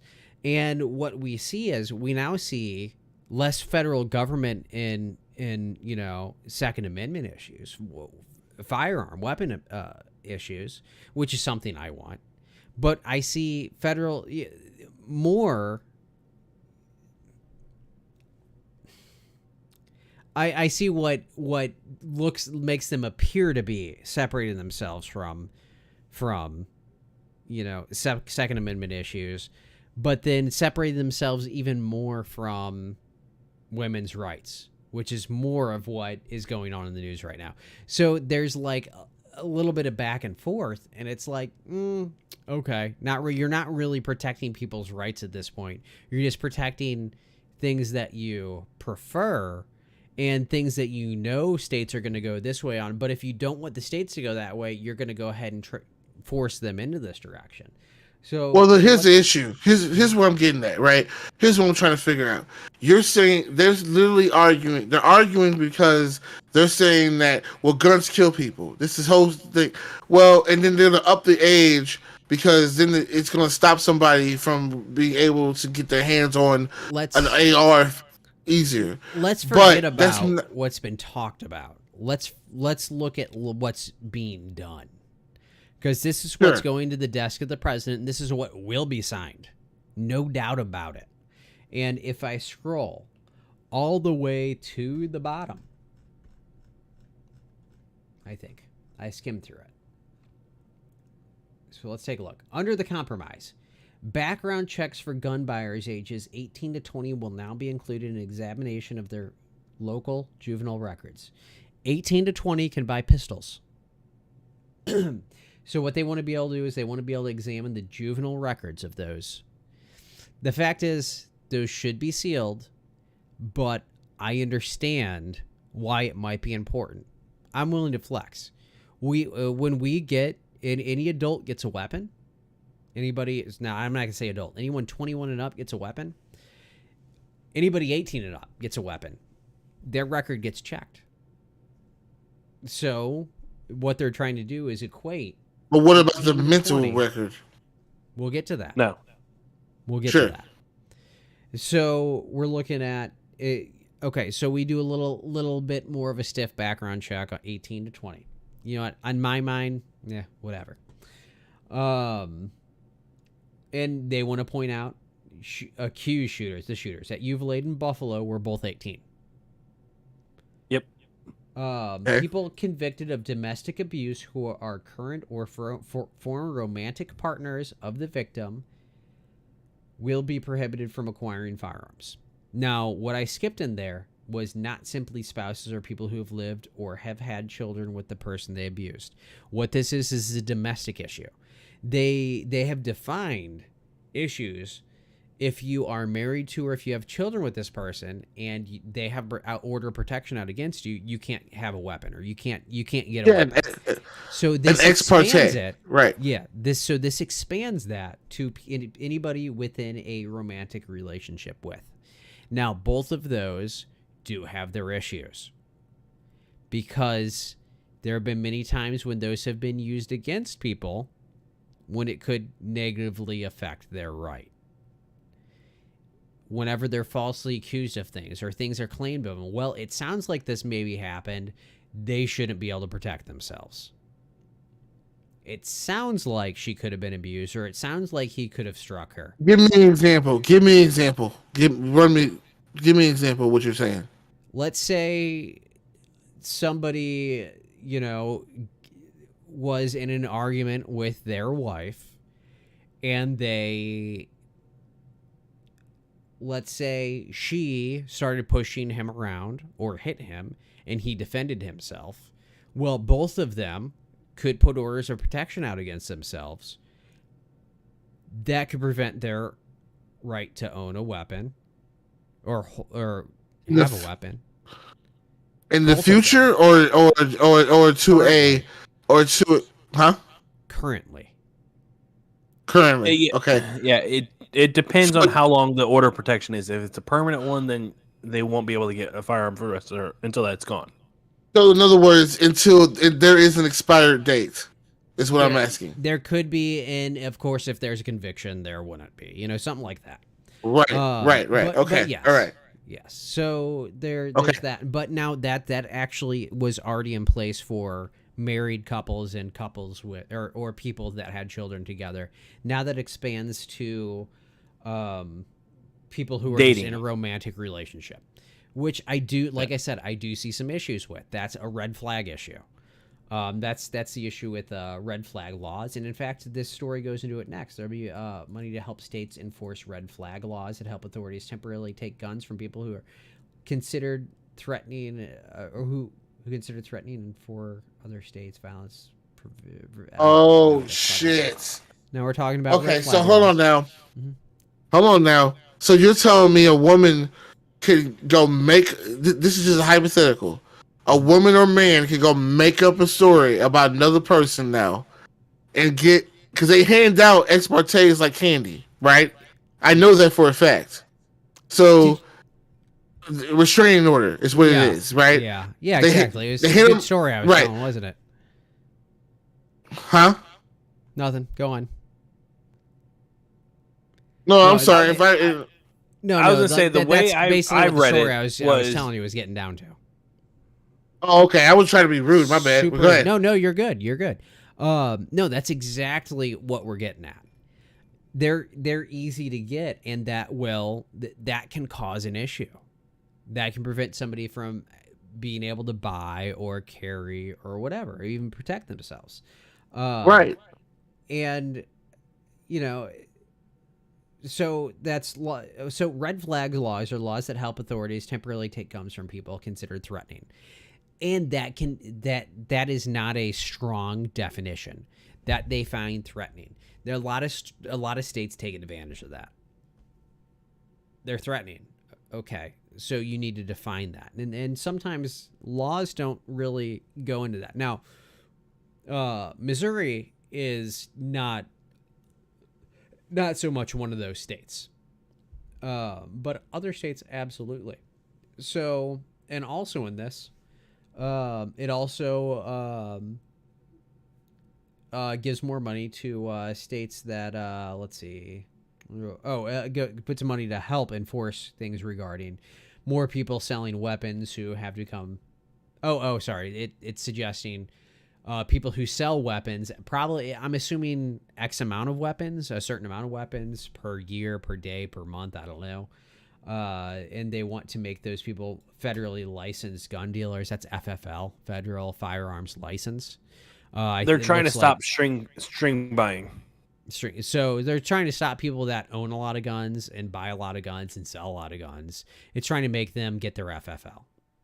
And that's federal. Well, no, they're trying to. They're more with that one. They're trying to stop someone from, like in Missouri, where you can go into a gun store, buy a firearm, and then immediately be walked out, go out into the parking lot, and sell that to somebody else. Well, They I want think to make that more it or so that less you have to suggests have a an straw FFL purchase. to sell the firearms. Well, yeah, Straw yeah, but purchase, I what are they think called? yeah. Straw purchase is actually more defined, I believe, as whenever you buy a weapon with the expectation of selling it to somebody who could not otherwise buy a weapon. Which I agree that, you know, if if it's been deemed that they can't own a weapon for whatever reason, just trying to follow the rule of law, then they should also prevent that from happening, which they do. I mean, that's a federal thing. I really am not a fan of federal firearm laws, but, you know, if you're going to create your laws, better try to cap off all of them. But I think this right here, it sounds more like, it states here, specifically, more people who sell weapons would have to become federally licensed gun dealers and need to conduct background checks. Now, what that prevents is what they keep calling, what is it? The gun show loophole or whatever, where you can buy a gun at a gun show without a background. I've bought guns at gun shows, multiple. I've never bought any gun at a gun show without a background check. Because guess what? Most of those people have FFLs, and most of them want to make sure they keep their FFL. Therefore, they do a background check. And guess what? It takes minutes over the phone. It's not hard to do. Well, I know this is a long time ago, back when I worked for U-Haul. I purchased a SKS rifle from a friend's father, and we met outside of a gun show. So I can kind of see where that whole gun show loophole thing comes from. And I know I think it's Indiana, they don't do at gun shows there. They don't do background checks with certain dealers. Okay. And the only reason I know that is from Vice News Actually, network. I'm a big fan of Vice News. Yeah, they went into a gun show in Indiana because that was something they had heard is people are buying firearms in Indiana at gun shows and then taking them to Chicago and selling them. But basically, they went into a gun show in Indiana. They purchased a firearm, a pistol, if I remember correctly, and they did it without having to do a background check. The dealer didn't do a background check on them. They paid the money and they were given the gun. Yeah. Because- So that you lose a license for that. Well, the person selling They don't have a license. didn't They have an don't- FFL because they were a private seller. They didn't own a business. I've known people to go to a gun show and they either look. You can do that? trade- Yeah, a private seller can right now. Way the law is set up, a private seller can sold- purchase or can sell their own firearms to another person I've- without having to do a background check. I've sold a weapon to a family member. You don't need to do a back. I wrote up a bill of sale, and I saved it myself. They didn't want it, so I saved it myself. I transferred this weapon at this time, at this date. Done. And it's just like a bill of sale for a Does that car. have to be? Does that have to be notarized? No, it's Nope. just like a bill of sale for a car. I have the bill of sale for the car that Brown and I bought. It is in my safe. It's a laminated with the fingerprints still on it. This is the vehicle, the VIN, all the information, and then a signature and my signature. I received it. It is laminated in my safe, along with receipts for weapons. Okay, but guys, this is Sorry, okay. The issue comes down to the mental health of the problem. It's the mental health of these That's people actually- who. That's actually the thing that, let's see, I don't see it in here. It has nothing to do with how they're getting the guns. Because here's the thing: we know that no matter what laws get changed, a person's going to get a gun the way they're going to get a gun, even if it's legal or illegal. It's the fact of the matter is, what the question is: how do you stop someone that's being mental or having a struggle, who's struggling you don't. mentally, and any. You don't- Right. So that means exactly. So now we're just doing this for no fucking reason. No. We're just You wasting time. Here's what needs to happen with that. And I thought I read it, and I don't see it in this, which kind of upsets me. But I want to see more money I want to see federal money removed from the fucking ATF, from all this bullshit that's being thrown towards the transfer of weapons, and I want to see that money going into healthcare, mental healthcare, to help people who have even if they have to go to somebody themselves and say, I have a problem, they need help, and that is going to lessen these issues, because you can't intervene with these things so quickly. You can't intervene with them as soon as I want a gun. I'm insane, I want a gun. No, you need to catch them before, when they say I have a mental issue, before they say I want a gun. And the way you do this, you take that money, because hold on, because what's going to happen in the end? The war on guns is more hopeless than the war on drugs. You can sink as much money as you want into it. It's more dire than the war on drugs, because the war on drugs has already failed. They're still trying to drive at it. It's done. It's gone. It's done. It's failed. But you look at the war on guns, they keep trying it, but it's going to fail even harder. It's going to be a bigger waste of money. And what you need to do is you need to care about the people first. You need to care about, if you care about the people getting hurt, you need to care about the people who are hurting before they kill other people. And you need to stop them from hurting other people. And you start by caring. The only reason why I say that you're right is because normally when you're in a friendship, relationship, whatever, with the person, you start seeing signs that don't sound right. So usually when you get to know somebody, you see the red flags immediately before a bigger flag comes up. So that makes sense.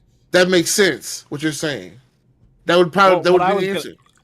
What I was going to say is, before Obama left office, he had signed an executive order that made it to where if an individual was having mental distress and had gone for help, they couldn't get a firearm until a psychiatrist signed off on it.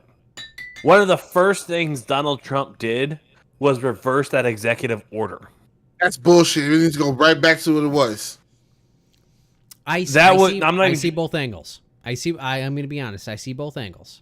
I very much so see the frustration of those who say the same thing Lockhart just said.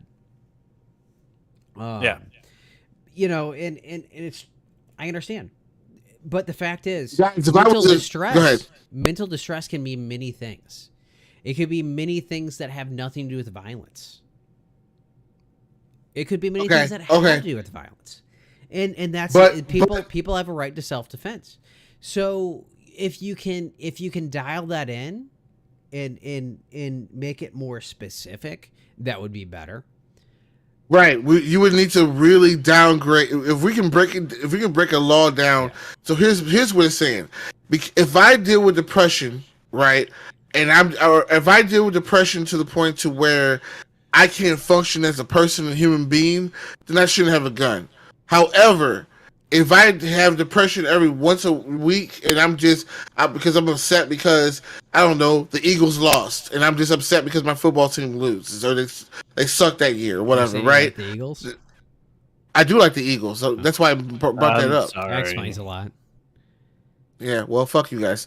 Anyway, so pause, by the way, because I don't want to fuck you guys. Anyway, I'm just saying, like, shut up. Ew. All I'm trying to say is simply. I'll call my whore. Just because a person goes, your sister. Just because a person says that they're just feeling down doesn't mean that they can't handle a firearm. They can still handle a firearm, but they can handle it. But a person who has, like, what is it? Schizophrenia. You don't need a firearm. You don't need one. No, you don't. Now, if you can prove that you can function, schizophrenia, a person who's hearing voices that's telling him to do something that he's not supposed to do. There's another version of it as well, but that's the one thing that comes to people's minds. But what I'm saying is, if that person is getting some sort of extra help, meaning they're going through counseling, they're getting Social Security, they're being put into like a adult home. You know what I'm saying? then you don't need a weapon, and anything that's close to that, you don't need a weapon. I And the that's other why- thing, hold on, one more thing. The other thing I want to add to that is, when these kids go to school, the counselor or the teacher and these counselors should do a better job of scoping that out as well. Okay. I on the think it counselors and creates a stuff like that. I'm dangerous sorry. precedent. And maybe you're about to say the same thing. I think it creates a dangerous precedent of putting doctors and counselors at risk of. Well, there's one problem with that, and this is just from different surveys and stuff like that I've seen. There are so many schools who get a counselor maybe once a week. Maybe once a week. There are so many schools like that. Full time shit. Yeah, like It's private school. my school had a counselor full time. That was elementary, middle school, and high school. But not every school is like that, and you Jesus. have like because there's been many cases had where full time for 4 grades, 9 through Yeah. 12.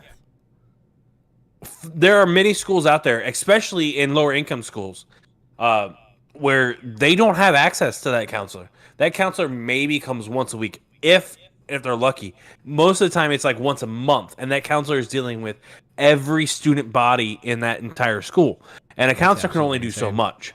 And teachers, they're in most states, they're not teaching anymore. They're not teaching, you know, how to be better people or how to think for themselves and stuff like that. They're teaching you how to take a goddamn test, especially in Missouri. I have a friend who's a teacher here in Missouri at the Ladue High School.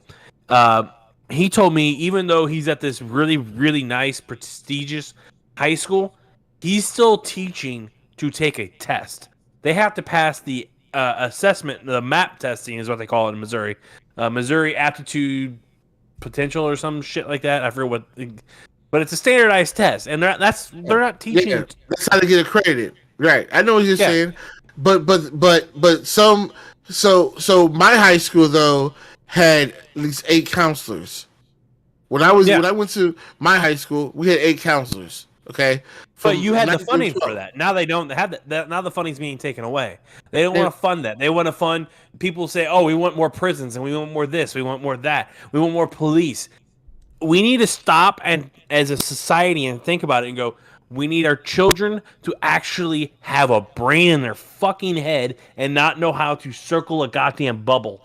We need to look at people that have mental issue, and we need to take care of those individuals. But Brown, the issue comes from, it's not just school. The issue comes from the root of the source. The source is when you break up the family unit in the house. When you break up the family unit in the house by making a person work more than one job to keep the lights on, or by separating the mom and dad because they found a way to somehow put a wedge in between them, you end up having kids, and then what happens with that, when you do that? Kids make poor decisions, and then when they have poor decisions, they do stupid things, and they can't really necessarily recover from that.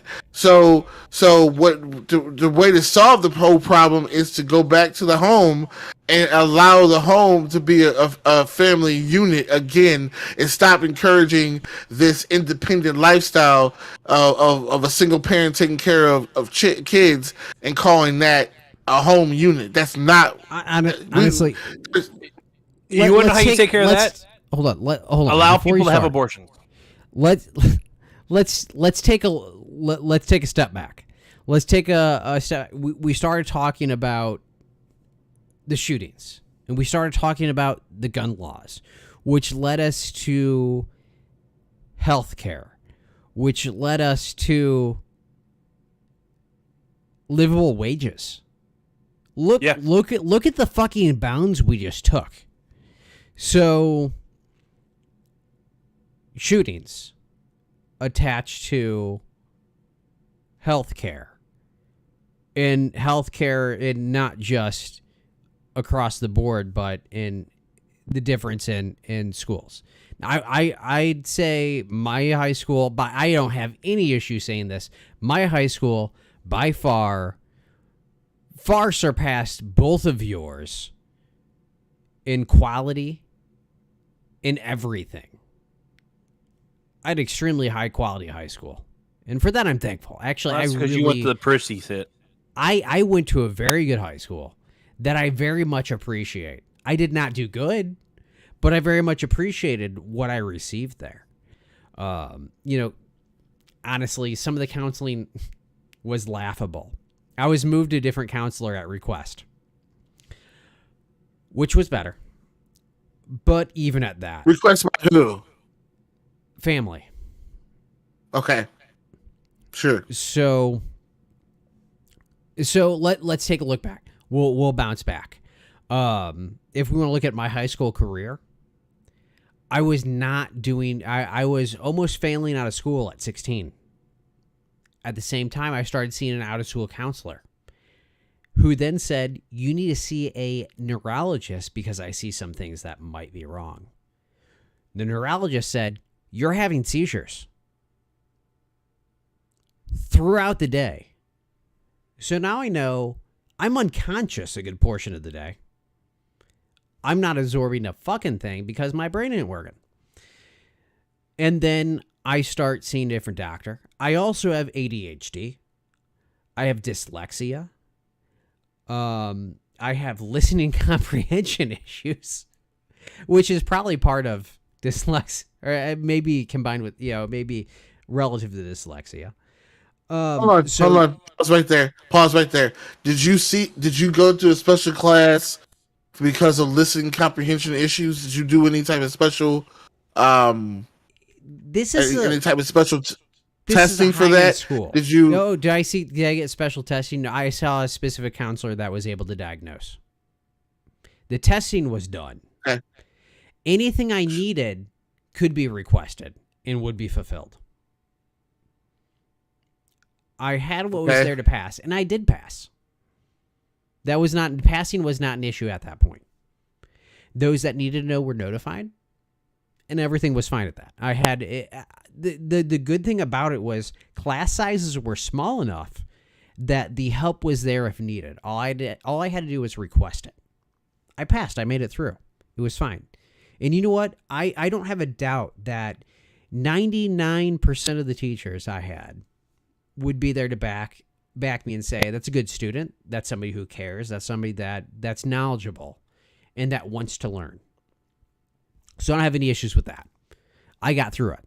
That's what matters. And that's what's available in private and public and everything else. So that's really beyond the issue. But what we were discussing was the counseling, really. The counseling I got, and it was okay. I don't want to say it was great, but it was okay. It got me to where I could get through that school. The lines of communication were there. I made it. I'm good. But the fact is, you're relying on public school systems to have the same thing. And that's all the government or anyone we vote for, anything like that, that's all we can rely on them to have an influence on. So, even at that,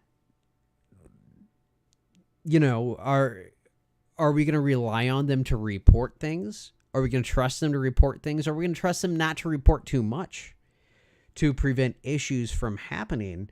We all the best thing we can do, and as somebody who considers himself a libertarian, looking at the socialist end of the spectrum and the complete opposite, I have to say, when it comes to healthcare, and especially mental health care, it needs to be there. 100% socialist. I don't give a fuck. I will tell you, there needs to be something there to help people, because helping the individual helps prevent issues down the line. You'll always have cracks that people fall through. But the more you have somebody there to help those in need, those who can cause harm, let's be honest. Anybody can cause harm. Anybody has that ability. Do they have the fortitude to? Maybe not. But if you catch everybody, and you don't have to have the fortitude to need the help. It needs to be there. And as much as I hate to see public money sunk into bullshit, let's take that public money and sink it into things that are going to help everybody, because that's what we need. That we need to help everybody because it's going to help them, and it's because it's going to help us. That's where we go ahead and take a look at these issues and we prevent them from happening. You prevent these huge issues, these shootings and everything else from the start. If you prevent it from the start, it doesn't happen. So you don't have to worry about these people buying guns because they want to kill people, because they're allowed to buy guns because they want to protect themselves. That's really it. And hopefully you prevent that, because every day it almost seems like it's a constant amping up. I see things, I follow the people on Facebook and whatever else. I follow the people that give the news that's local. It seems like it's amping up. Every day every couple days there's a shooting. Then every day there's a shooting. Then twice a day there's a shooting. Why did it happen?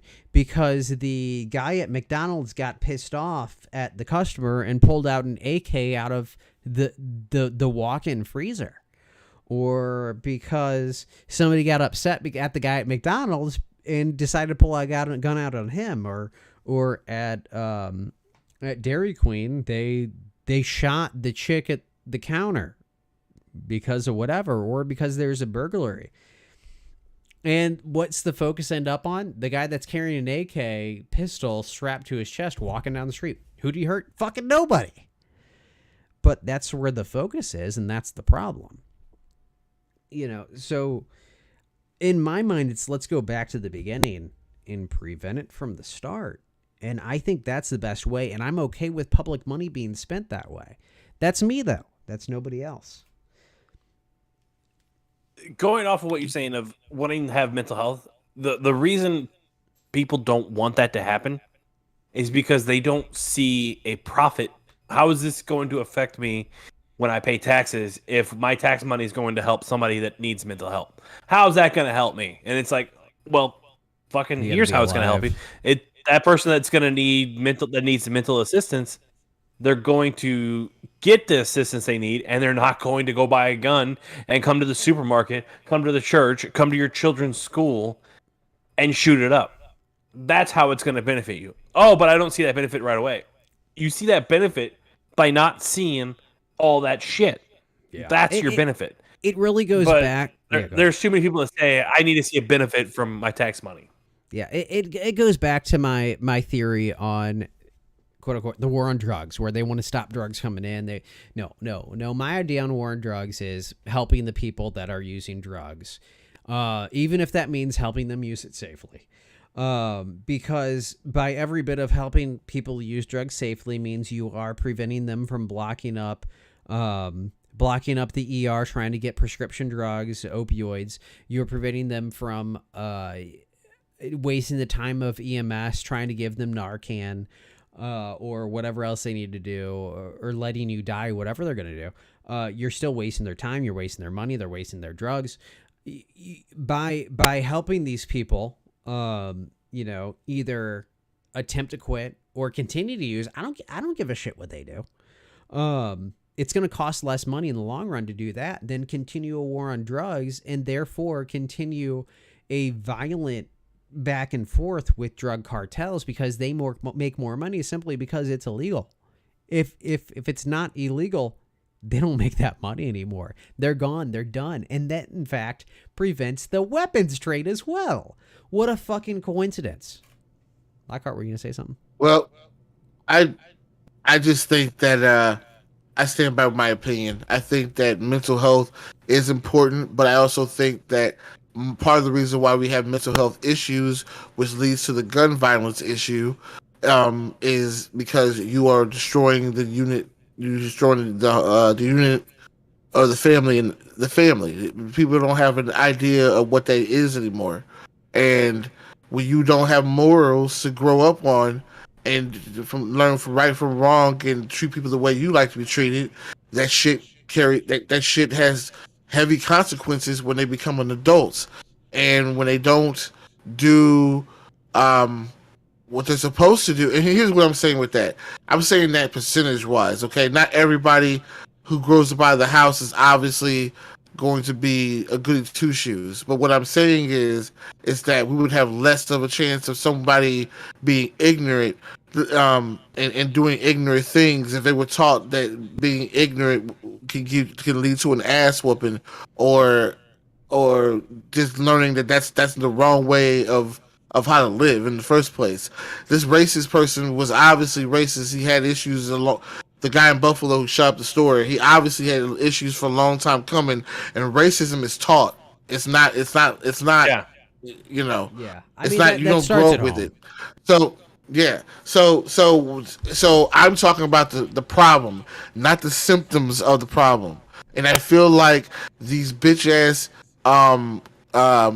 news people like to press a narrative on the symptoms of the problem so much that now we're going to be focusing on the symptom of the problem, and that's not going to solve anything. All we're going to do is Band-Aid. And that's why, to your point, Spur, you were saying, well, A affects B and B affects C and C affects D. Well, I get that. It all starts from the beginning. Right. And I get that. But there's a reason why it starts. There's a reason why it's that way, and in order to stop this shit, we had to stop it from the beginning, and that's why I stand on it. You're looking further in the future than I am. That's the thing. We're looking at the same thing. We're just looking at different angles. We're looking at where this money or the government or whatever we want to say can affect it. That's where I'm trying to say. But you're talking about from the start. From where the government can affect it. Well, the government's affecting. The government has impact, in my opinion, all the way to the point where you come into this world, because it's a fair statement. They already, huh? I said that's a fair statement.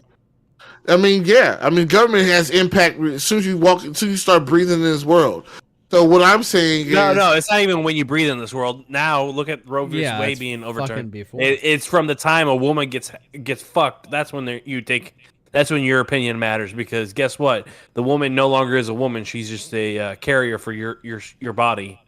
Right, and I have some thoughts on that too. By the way, we want to talk about that. No, I've got it pulled up right here. One of the most recent stories from AP. So I try to roll back to AP because it's going to be the most biased. I don't like to jump to any specific news source, or sorry, any of the. You mean less biased? Local. Yeah, it's gonna be less biased. I don't want to roll back to CNN or MSNBC or Fox. No, because that's a part of the system that I'm talking about. Those motherfuckers, all of them. It's like, what do you? Yeah, so I'm gonna try to roll back to something. And in fact, sometimes I like to jump to the extremes. Sometimes I want to. Vice News is an extreme. Fox so you go to Fox News then?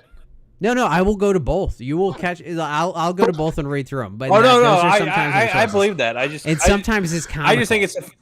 No, okay. I think it's hilarious that Fox News flat out said Tucker Carlson is so fucking stupid, and the words that come out of his mouth, no sane person will believe him. Yet you have all these conservatives, including my uncle, who is a QAnon believer. I know look at Tucker Carlson and Sean Hannity, another Fox News pundit, and they're like, "Oh, they're telling the truth," and it's like, no. The network that actually puts them on has flat out said it's an these guys do not tell the truth. Right. Yeah. We are no longer news. We are entertainment. But like there's some shit like going back to the Michael Brown situation. There are some videos that were put out by Vice News that really got me hooked on them. One of the guys that went down there to report on issues ended up bouncing around, and I think I saw an angle of her that kind of like hit this realistic point. Like, oh, I see this violence. I see these people trying to protect themselves from violence. And it broke her from her belief or beliefs. And it did throw her around. It jostled her. And she actually, throughout it, became more unbiased throughout it. Because one of the things I saw was there was a shooting in North St. Louis. And she got there and they were able to get in. They eventually were able to talk to the people in this store where the police shot outside. And they weren't allowing people in the store that night because they were protesting outside. And they're like, oh, yeah, we have a gun to protect ourselves. And she's like, let me see it. And they pull out this AR with a bipod and a scope and a laser and all this fucking tactical shit. And she was fucking blown away. It's like, oh, you do feel this protects you? Well, yeah, we have it. Others know we have it, and they don't fuck with us. And it's like, oh, okay. And, that was kind of something interesting to see. And the fact that she wasn't so scared of it was something interesting to me. But, yeah, that was kind of my introduction to Vice News whenever that happened. I've kind of been following them since. And it's like you've got things going all ways. But regardless, I try to check out AP News whenever I can. But Supreme Court overturns Roe versus Wade. States can ban abortion. So this is the way I look at it. We're looking at the Supreme Court saying, states, you can't tell people that they can't have access to guns. What the fuck? That's a right. That's a constitutional right. And then you see him say, you know what? We don't care what you do with, a woman's body, abortions, woman's body. We don't care what you do with that. Yeah, do whatever. And it's like, the fuck. Yeah. So it's Friday ridiculous. today, In my AAA, opinion, the Roe versus Wade being overturned is what it does absolutely ridiculous. What it's going to do down the line is open up doors, because what we have right now is we have Texas saying you can sue civilly people for leaving the state for an abortion. And what you're going to have, I believe, Missouri included. I think they will. Believe Missouri will go this way. You can sue. They already actually they're. Missouri was the first state. They were the first state to have the trigger law go into effect. So Missouri is the first one that has fully outright banned abortions in the state. Now I do know, because I read it before. It does have leeway for abortions that are hazardous to them, or sorry, not abortions. Pregnancies that are dangerous to the mother. It does have exemptions for incest and rape. So at least there are those. But other states don't need to include those. But the thing is, this allows, the fact that states like Texas have said, oh, you can sue somebody who goes to another state for it. Even though you have nothing to do with them, you have no relation to them. Just, hey, go ahead and sue them. Have fun. That opens doors for other things, because things like gun laws. We were just talking about. So let me hold on before you go. Say somebody circumvents a state gun law by going to another state, and now you can sue them. Well, now you've opened up the doors for all these different laws that people are following, but going to other states to follow. You've proven a whole thing that kind of destroys the whole idea of the union thing. Union? So you this is the one point where you need the feds to step in and actually say, yeah, we have to allow this. And that's kind of one of the biggest deals, because if you start allowing things like civil suits for abortions in Texas, you're going to have to start allowing civil suits for whatever the fuck else in another state. Can you civilly sue somebody in Missouri for going to buy recreational marijuana in Illinois? I guess if somebody says you can yeah, then that essentially creates, it's such a minor thing. It's nothing compared to abortion, but such a minor issue. Yeah. And Well- also at the same time, the people who are saying, who are so gung ho on preventing abortions only care about that life until it's born. And once it's born, they're like, don't care about you anymore. Pretty No, I much, don't want to- I'm gonna pay. I don't want to pay for any of your food. I don't want to pay for anything. I don't give a shit about you anymore. So here's how I feel about it, and this is gonna and a lot of people. Well, I'm just gonna say this, and I don't care who agrees and disagrees. I'm just gonna go with this. So, from a man, first off, I believe that this whole abortion thing is very sexist, and I believe it's very sexist on both ends. Or for a man, just that whole subject is sexist towards a man and towards a woman. And with a woman, obviously because she has the right to make that choice. And she has the right to lay down whoever she wants to lay down with, and she has the right to give birth. It's her body. Nobody should be telling her what to do with her body. Now, on the other hand of that, on the other side of the coin, which is when it affects the men, I feel like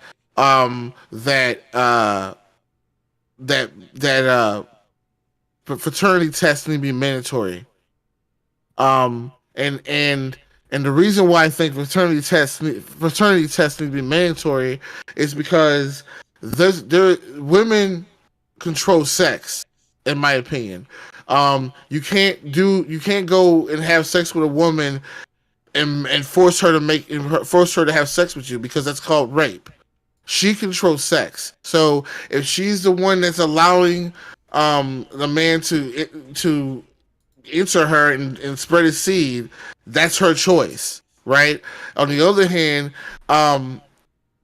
there has been times where women have not been found accountable for their actions. I mean, that means they've been cheating on their spouses, boyfriends, whatever, and then to come to find out, men get caught up in their resources to where the guy ends up having to pay for child support for a kid that's not even theirs, and then so finds out later that the kid's not even theirs when they turn 18.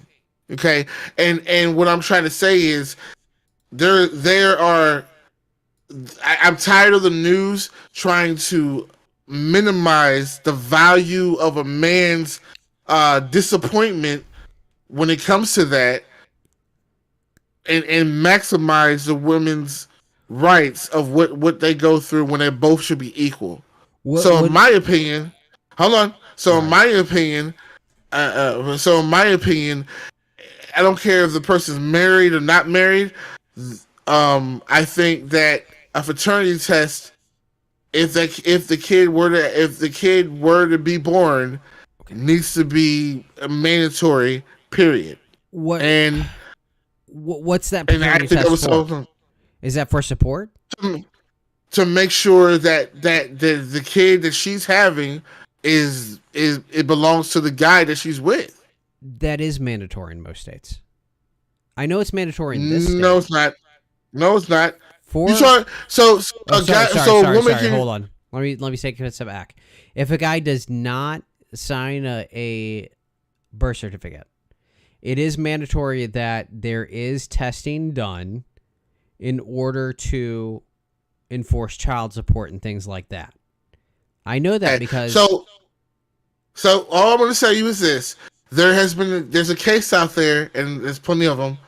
That one of them where a guy has been accused of a child guy's been accused of having that child because the woman put his name on birth certificate, and it wasn't his, and it showed that it wasn't biologically his out anyway. So now that guy has to battle the court system using his resources, right? And all because of corruption. And what I'm saying is you should allow women to be able to abort a child because women control sex, but at the same time, whoever they do decide to have a child with, that should be a mandatory DNA test should happen. Period. If needed. So if that needed, way, I assume you're saying. Huh? If needed, I assume you're saying. I'm not saying needed. I'm saying period. Like, I need a DNA test to make sure my daughter's mine? Yes. Okay. Because here's the reason. I can see why you may disagree or not, but not everybody lives in the world that you live in, right? And I'm not dissing you, right? I'm not dissing anybody. I'm just saying that there are situations where the woman is not found accountable for their actions. Because you have the ability to control sex doesn't mean that you don't get to not be accountable for your actions. For example, there's a lot of women out here that say, "Well, my son's father or my daughter's father is a deadbeat." Blah blah blah. Well, I understand that he's a deadbeat, but remember, you chose him. You chose him. You chose to sleep with him. So just like everything else, you had to see signs before that. So you chose him. Hello? Yeah, but I don't want to get too far off. I'm just putting it there. I said some background going because I wasn't sure if you were going to go into a female raping male. No. If somebody's raped, that's totally different. That's not what I'm talking about. I'm talking about when a person. Well, I was saying female raping male. Well, whatever. I'm talking about this people shit equal. That's all I'm saying. And looking out for both parties. That's all. That's all I'm saying. Yeah, I gotcha. No. I what I was jumping back to is, when it comes to, child support and things like that, I've seen multiple mandatory DNA tests go out for child support and stuff like that. So that's beyond, but you go two people going in. I've known people to go in, knowing they were the father, wanting to sign that child's birth certificate so that they had rights, and were blocked from doing so. And therefore lost the rights to their own child, and then had to hire a lawyer to go through that, get that DNA test, and get their rights to that child. Right. Well, mandatory DNA test would have solved that right from the get-go. So it's what I'm saying is there's a lot of women out here. I'm not saying all women, but there's a lot of women out here who are abusing the system. And also not just abusing the system, but taking the man down with them when the man's innocent and it's not their child. I mean, I'm gonna be honest with you. I would be totally devastated if she just birthed a child. I'm thinking it's mine the whole entire time, and then I find out years later that this is not even my fucking kid. Yeah. I'm not. So that's why I said on the other side of the coin that I'm talking about. But on the back to the women's side, you can't be telling a woman what to do or what not to do with her body. Are you serious? And the other thing is, it's just like the gun thing. If people were doing it before to abort legally, you think they're not going to find somebody that's going to be illegally to do it? Not only that, but it's a health risk. They could be killing themselves. They're going to use the hanger and get the baby out the pussy trick. Yeah. Here, they don't know. I actually just, as we were talking, I pulled up this story from AP, and it gives a whole fucking U.S. map, and honestly, like good portion of the southern states.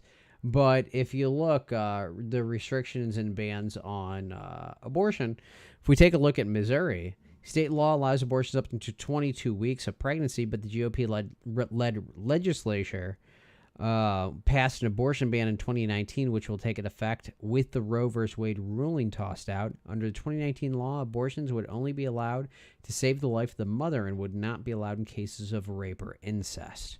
Performing an illegal abortion would be a felony punishable by 5 to 15 years in prison. It's one of those things. Like, things like this are going to lead to... It's a lot like the war on, we just said it, the war on drugs, the war on guns. You're leading yourself into just an indefeatable war. People are going to go wherever they need to go, and if you try to set up laws against it, people are going to do these things. You're not stopping it. You're not helping. You're not changing anything. You're making it Nope. harder. You know, what you're doing is if you have to go from, you know, Texas to whatever, to New Mexico, if you have to go from Florida to Illinois or Florida up to New York or Massachusetts to get an abortion, you are not. The only thing that prevents is people with lower income from doing so. You prevent people with money still get to do it. They get to do it like at snap of the fucking fingers, and including the people who back that law, including the people that made that fucking law. Their family members will be able to go places because they can provide the money. Right. You know, so just like let's take a look at the, you know, NFA. NFA states you need to pay extra money to be able to own this weapon, a suppressor. You know, tried to go through the Hearing Protection Act. With Hearing Protection Act, it would allow people to own suppressors without licensing because they protect your hearing. Well, no, to own a suppressor, you have to pay extra money. Well, then people with lower income can't do it. It essentially puts it in the same pool. If you want that exemption, you got to pay somebody. That's what you're looking at here, and that's what's going to be the result. The same with drugs. Right. I mean, Let's honestly, go. you can go to if you want to buy THC, anything with THC, you cross the border from Missouri to Illinois. You do. Well, it. it's going to be a No, loophole. but People I mean, are going to find a loophole and they're going to run it. They're going to run with it. Yeah, I mean that's it when it comes to that. You know, so I mean, there's a whole bunch of shit. I mean, some of them are going to be real extreme. Let's see, complete bans. That's what I'm expecting to see in some states, an absolute ban. And honestly, out of all the laws, I expect this one to have the biggest impact. You're going to have the biggest impact from this, and these laws only happen because of the bigger gap between the parties. You have the Republican and Democratic as majorities, and you have a bigger gap, a bigger wedge being driven between them. And then what you have is you've got a different you've got politicians saying, if you don't agree with me, you're not what I am. You're not a Democrat. You're not a Republican. You know, in fact, I bet you I might be able to. Let me go ahead and come across one of these. Let me see if That sounds like, you know what that sounds like to me when people do that. It sounds like children on the playground. That's what it sounds like. It sounds like people who, you like that person? Well, you're not my friend if you like him. That's what that sounds like. That's what it's like. The adult version of child talk is what it sounds like to me. Yeah, It really is. I mean, honestly, because look at it. We had. Hold on. I got it. I got it right now. Look, we're looking at the future right here of what we're talking about. No, If you're not, oh my gosh. no. If you're not my team, keep in mind Reno, RINO, Republican in name only. This is a problem. You've got somebody saying you're Republican in name only because you don't agree with you're not conservative enough. But what the truth is you are not Republican enough. It's not conservative enough. Because guess what? The Republicans aren't conservative. The Democrats are not liberal. It's all fucking bullshit. Hold on. Let's go ahead and get into this. I'm going full. No, I'm not going full Crichton's screen. Navy SEAL. Listen. And today we're going rhino hunting. The rhino feeds on corruption and is marked by the stripes of cowardice.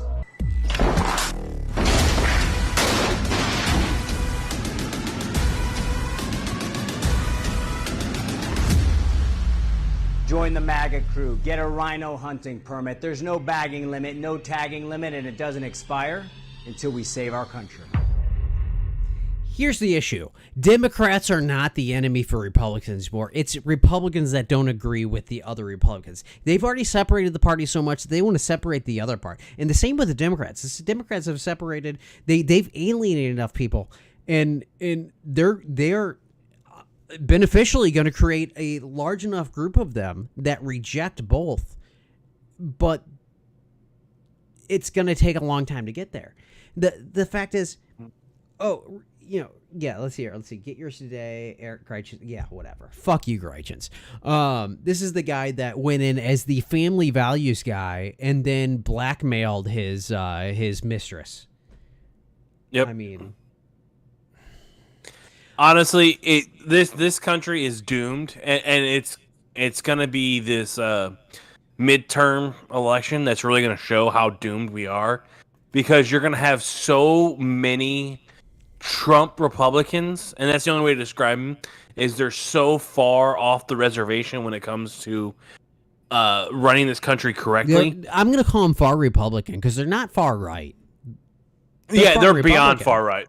They're no. I don't want to say far right because you want to say left wing, right wing. So you want to say liberal, conservative. They're not conservative at all. Not at all. No. So therefore, Yeah, I you don't don't- want to call them that. They're just Republican. And the scariest part, this is something that I've seen, and this is coming from watching John Oliver and a couple other, like the AP and stuff like that.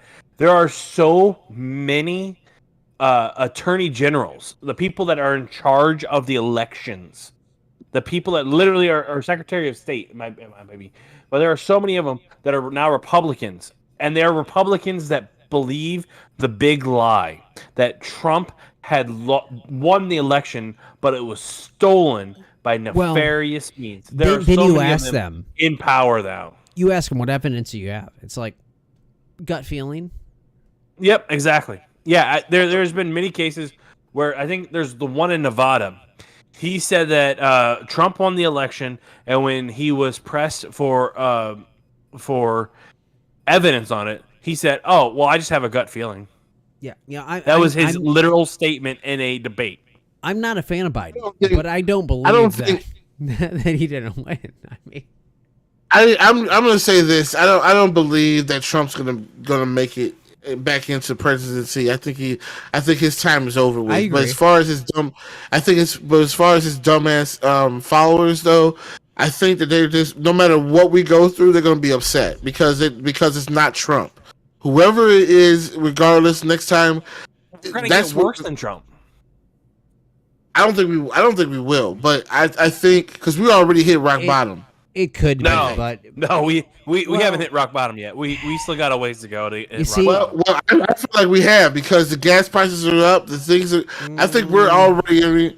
I mean, I just think we already are there. That's my opinion. But as far as gas prices are up because the companies that produce the gas weren't making enough profit in 2020 because nobody was So fucking they're looking driving. for it now. So they jacked the price up. that's it. Looking for it now. Yeah, because ExxonMobil is the one that comes I to mean- mind off the top of my head right now. They had a 400% year-over-year increase in profits from 2021 to 2022 first quarter. 400% So once increase in again- profit. So once again, you're saying this is about greed. Yeah. Yep, yeah, it's about absolutely. greed. But be it What political is the government to put a cap on monetary, them? The government won't put a cap on them because Honestly, they here- spend a lot of their money that they made on putting pundits in Congress and in the Senate and the House to say, "Oh no, these guys didn't do anything wrong. These guys are fine. They're not doing anything wrong." And they honestly, spend so much money on doing that. in my opinion, you shouldn't be putting a cap. It's not the government's job to put a cap on what these places do. Should they hide it? Absolutely not. Should they promote it? Absolutely not. And they have promoted in the past, and they have Why aided. do you say that? Because that can destroy that.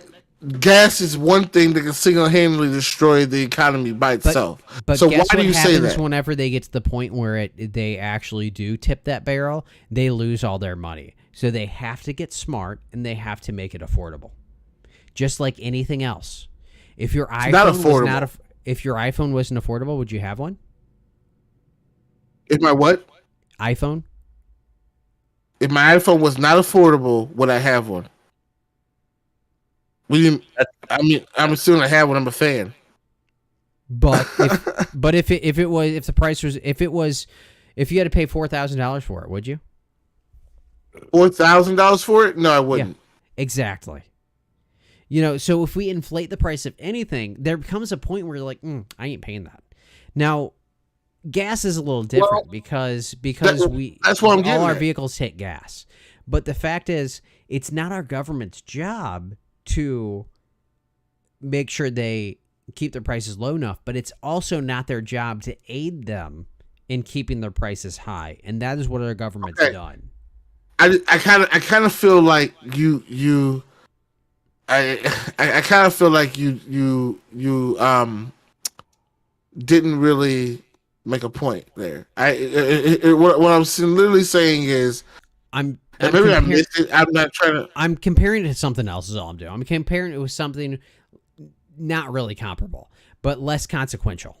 Something completely inconsequential. I'm just simply saying that the way the gas or if they didn't put gas is the number one thing that keeps the economy really going. A lot of things depend on gas. You depend on gas to get to your job.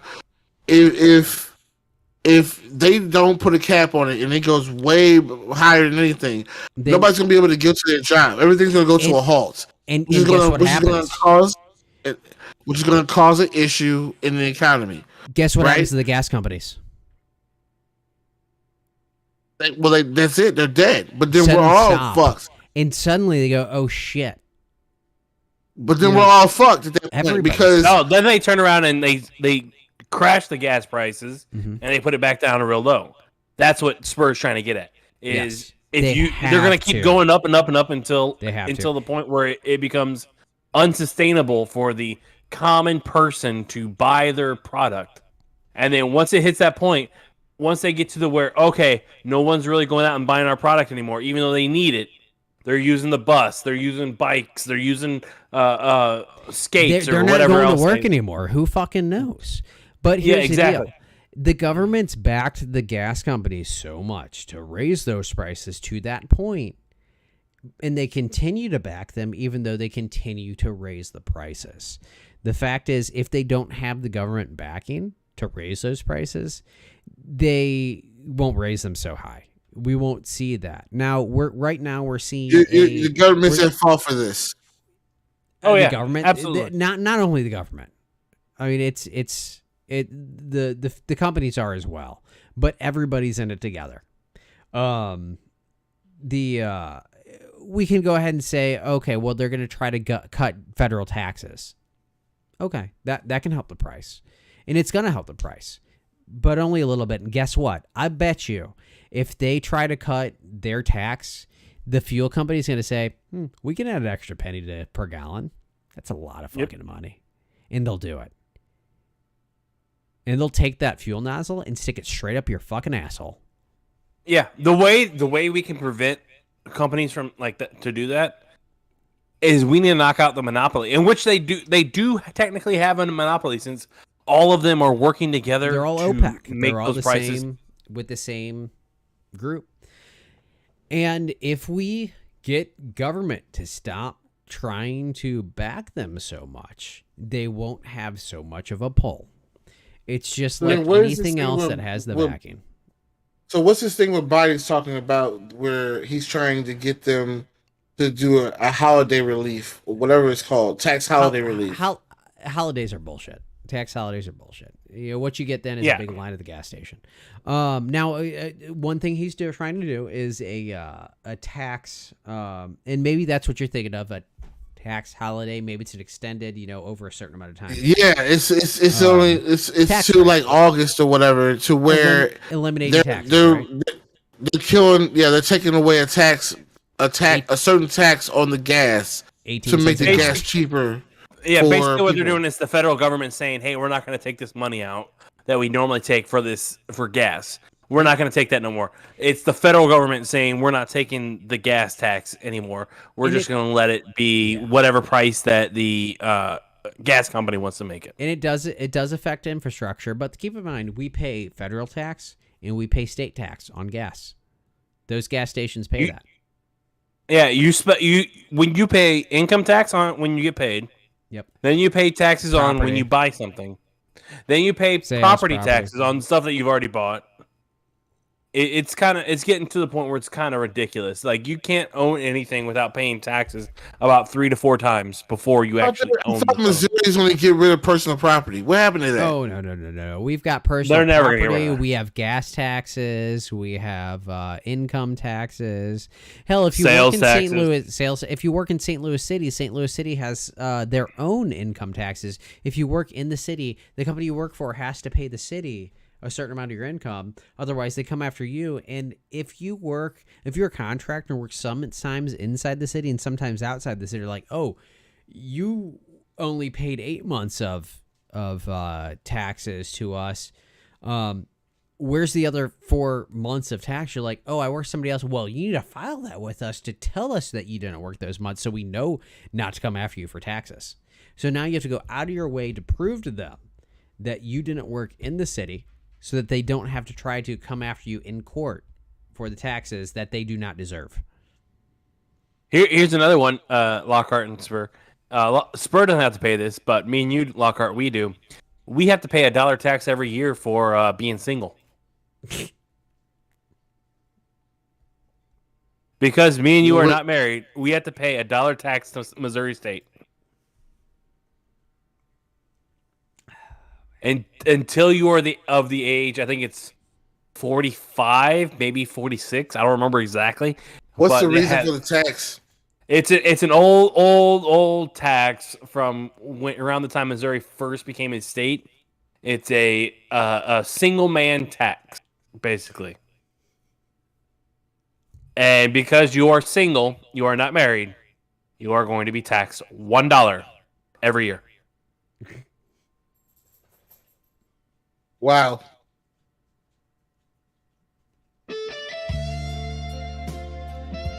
So you gotta get married again. Now, I never got a chance to really weigh in on the whole abortion situation. The simple fact that their argument for the majority decision of the reversing Roe v. Wade was that it wasn't culturally a cultural thing in the United States and it only being around for 50 years is fucking ridiculous. I'm sorry, but after 10 years, it is now part of the culture. It is not a non-cultural thing because it hasn't been around since the constitutional introduction.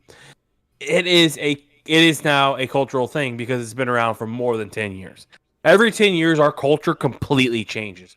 10 years ago, girls used to wear the low-cut jeans that were like hip huggers or whatever they called them. They had weird hairdos, and people that were cool wore the fishnet shirts, which were really fucking stupid, in my opinion. I never wore them either, you know. I'm talking about like 90s and stuff like that. You saw them all the time, like especially in movies. Our culture changes so much and so often. The fact that we're like, oh, well, it's not in the Constitution from a Constitution that was written over 200 plus years ago, where we talked about owning slaves and only men that own land could vote and all this other crap. It's ridiculous to sit there and say, oh, we're pro-life. No, the fuck you're not. You're pro-birth. You don't give a shit about life because once that life comes into this world, you don't want to give it money for orphanages. You don't want to give the mom or the single father, whichever it is. You don't want to give them the opportunity to get formula. You don't want to give them the opportunity to get health care. You don't want to pay a living wage because God forbid you pay a living wage and now they can actually afford all their shit. The minimum wage is another thing that the Republican government wants, or the Republicans in Texas want to get rid of. They don't want their minimum wage anymore. They think it's ridiculous. They think a company should be able to pay you whatever. And one thing I think that the government needs to step in and get rid of is the anti-union companies that are out there that work with companies like Amazon and McDonald's and Starbucks and all those other big companies. They'll get gone anyways. Take a look what's happening. You've got Starbucks unionizing. You've got Amazon unionizing. It's just what's gonna happen. And you know those what? unions that came about are in trouble already. Especially the Amazon one up in New York. They're already talking about that they may not last beyond a year, and it's because the Amazon is refusing to talk to them. They just hired scabs to take the place of all the people that work in Amazon. Jeff Bezos is worth billions of dollars. He got divorced, gave his wife half his money, which was billions of dollars, and he's still worth billions of dollars. It's ridiculous. And he says, "Oh, we can't afford to do this. We can't afford to do that." Bullshit. You Bullshit. are making so much 'Cause- money off of your company that you should be able to pay a living wage to your employees that work in the warehouses. You should also, and this is the biggest thing. I actually know somebody. My little sister's boyfriend works for Amazon. If you work in the warehouse, you are not allowed to take a bathroom break because it will affect your pick rate. You're not allowed to take a lunch break because it'll affect your pick rate. If your pick rate falls below a certain level, they get rid of you. That's the plain old simple fact. Take They a don't look play at- around. They take a look at areas like Eastern Missouri. You have strong unions for roofers, electricians, carpenters, pipe fitters, tinners, metalworkers. Metalworkers. You talk tinners, steelworkers, ironworkers, whatever. You got multiple angles on that. You know what? In the end, these companies end up paying out an average of $90 an hour for their employees. That's their income and benefits combined. And guess what? Those companies do great because their employees do well. They do well. They're safe. And they're happy because they're making good money. But the fact is they've got good retirement and safety. Safety is a big fucking deal. Take a look at Amazon. The fucking warehouse got ripped up by a tornado and they didn't have anywhere safe to go. What good is that? You know, you take a look at something like Union. Guess what? They're going to go where they need to go because they have safety protocols in place. One of the most important things about a union company is safety. That's what you're you going have to get. too many. You have too many companies out there that are literally union busting companies that have these meetings that aren't union busting, but they are totally union busting. Like, oh, well, if we become a union, your wages will go down. It's like, really? At what union have you heard of where after they become when they're a union, their wages went down? Are you fucking high? Not only wages go up, but they tend to go up with inflation. Let's see. 2 jobs ago, working security, I got one raise in pay within 8 years, and that was 32 cents. That would never happen within a unit. The other job I got, I do have to say, after it was bought out by another company, there was a jump in pay rate, but there was very little after that. In fact, there was a healthcare decrease, which once I switched to a union company, major healthcare increase. Pay increase is going to be massive over the next couple of years. That's what you're looking at with unions, and I think in the long, what's going to help with creating more unions is support of other union members, the visibility and communication with other union members. I think that can be a huge thing for companies that want to become union. And I hope union members are willing to reach out to help that happen and to help prevent right to work bullshit from going through. Because right to work is, that's a fancy name. That's a cool name, right to work. Well, also that means right to work for a union company and receive union benefits without paying your union dues and making everybody that's the pure definition of socialism. I want all their rights, but I don't want to pay for it. I want them to pay for it for me. Well, guess what? You just destroyed the union by doing that. My company will never go. My company will never do union. They will not. They're against it. They put out flyers, letters. You say that until the business comes to a screeching halt because of it. If they have 90% of their workers walk out, I guarantee you they would suddenly look and say, "Oh fuck, we don't have linemen. How do we?" They literally won't be able to do shit. They'll be able to hire scabs, but guess what? The scabs won't be able to get much done because they won't be able to find enough. They will get interfered with from union linemen who say, why are you doing that whenever we get these benefits and you don't? And they go, if you organize if you do an organized walkout, that's grounds for termination for everybody that's involved. Period. They don't care. What happens when they terminate everybody? They don't have anybody. Well, they have too many people that's that are what afraid unions to are walk about. out in that situation. That's what unions are about. Companies intimidate intimidate people to prevent unions from happening. The last time unions happened, there was a giant boom in the economy because people made more money and they spent more money. That is huge for the economy, but it's not good for rich people in big business because big business is rich people. So if you prevent that from happening, rich people get richer and the middle class gets poorer. So if people suddenly realize, if like people go union and they tell you, if you go union, you're fired. Well, then everybody quits because they're like, fuck you guys. I'm with these guys and I want more. I want good compensation. I want good benefits. And how about this? I want my wife to be able to stay at home with my kids, just like my grandparents did. My grandma stayed home with my parents while my grandpa worked a middle-class job. And they were able to raise all 9 kids. And they were able to survive in doing so. But guess what? I have to work a full-time job. I have to work a full-time union job. And my wife has to work a full-time job managing union employees. And it's guys, still kind of tough. If you guys were paying, if people were paying attention to what I said earlier about the union, I don't disagree. The house. I don't disagree. It all goes back, but guess what? I'm not saying you did. I'm just saying. I'm not saying you did. I'm just literally saying. You're just making my point. You're just making my point that much more. You're bringing more light to my point. Yeah, that's all.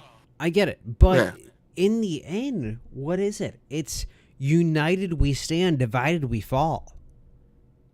Every conversation we've had tonight comes to that.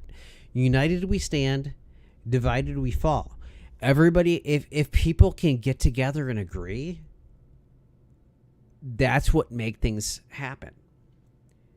Government, law enforcement, jobs, everything, it relies on that. So if we can get back to a point where that is the case, and the people can get government and big business back in, I don't give a shit about rich. Rich people can be rich all they want, but people need to be compensated and need to be able to get what they need. Even if that means so, because you know what, before you can make things happen, you may need socialism to get people that healthcare, that healthcare, physical healthcare, mental healthcare, whatever they need to get that to get us back where we need to be for people's safety, whether it be physical or mental, and then jobs as well, making sure that people are compensated properly, making sure that companies aren't able to intimidate their employees into not unionizing against them, because a union doesn't really need to be a physical union. It just needs to be a union of people.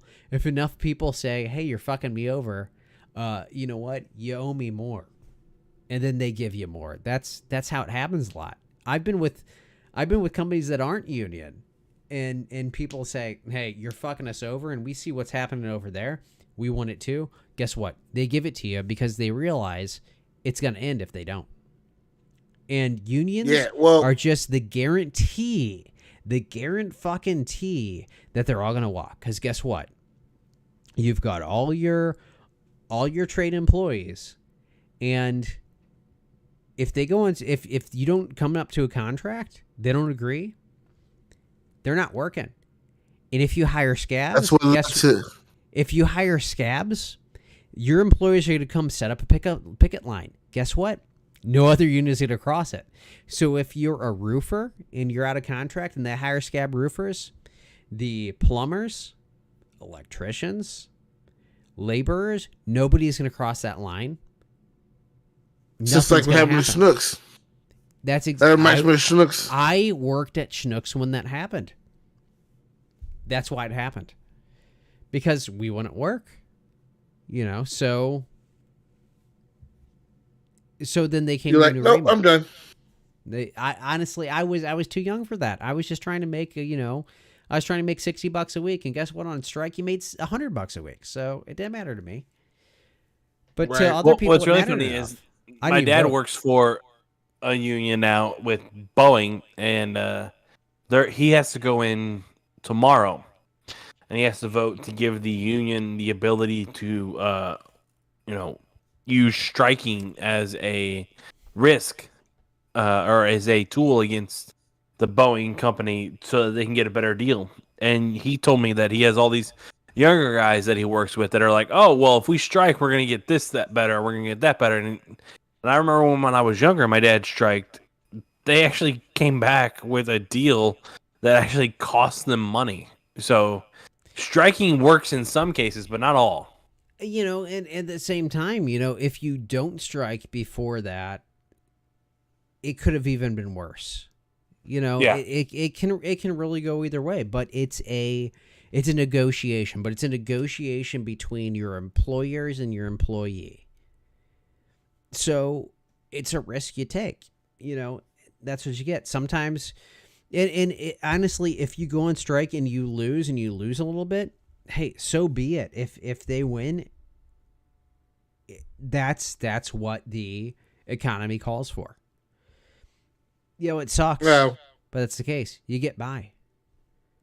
Well, yeah, it's just crazy how we live in a world of corporate America, and then because of greed and because you don't want to treat your people right, certain shit has to happen a certain way to where there's conflict and things like the union has to exist because companies can't be good by the word and follow what the fuck they say they're gonna do from the get go, and it's just crazy. It's like the loyalty and the and the fact that they don't realize the fact that people are just trying to live and take the money back to their families just to survive, and it's like they don't really give a shit. They don't give a shit. I don't know if you knew this, Which is Lockhart, normal. but the Supreme Court ruled that companies are people too. Back in the, I think it was in the late 90s. No, I think it was more recent than that, but I don't know. I want to say it was late 90s, early 2000s, but the Supreme Court ruled that a company is the same as anybody else, as the same as you and me. They are a person. And that's why they're able to do what they do. Mm-hmm. We have a conservative Supreme Court, and they have decided that the law that was written into the Constitution of separation of church and state doesn't exist. And that's The not church conservative. should That's not affect the if state, they is what they're saying. disagree with separation of church and state, that is not conservative. That's Republican. That's what it is. And if that's the thing, people tend to get this thing that Democrat is liberal and conservative, or that Republican is conservative. Not at all true. It's just what we've been led to believe. Yeah, you have Kavanaugh and the chick, and I can't remember her name, but Kavanaugh is the one that comes off the top of my head. When he was being interviewed for his Supreme Court justice seat, he said, "I believe Roe v. Wade is a precedent that's been set. It is set. That is what we're going to follow, is Roe v. Wade." The first challenge that came to his door, where it was Roe v. Wade, he immediately said Roe v. Wade should be overturned. He is a lying piece of shit. Our Supreme Court is not a Supreme Court. They are worthless. And it's ridiculous that the Republican Party, or whatever you want to call them, they made damn sure that they put enough people into place in the Supreme Court, which is not elected by the people. It's put in place by presidents and Congress. And they hold those seats until they decide to retire or die in seat, like Yeah. Ruth Bader I Just don't Ginsburg. do it. I don't think that group, that Supreme Court, should be the way they are anymore. We need to have it as an elected base Term limits system. or elective. Yeah, and we won't get that. We will never get that because it will mean that one side will lose and one side will win. And if the side that loses will never allow it. And the fact that we have Democrats in office in the Senate and Congress altogether, the Senate and the House, that have said that they won't deny the nuclear option, which is getting rid of the filibuster, which, if you don't know, if you don't have 60 votes in the Senate, you whatever you're trying to get through immediately gets denied. And Mitch McConnell has, on every possible occasion, while the Democrats technically hold the majority in the Senate, has used the filibuster to stop everything that he doesn't want.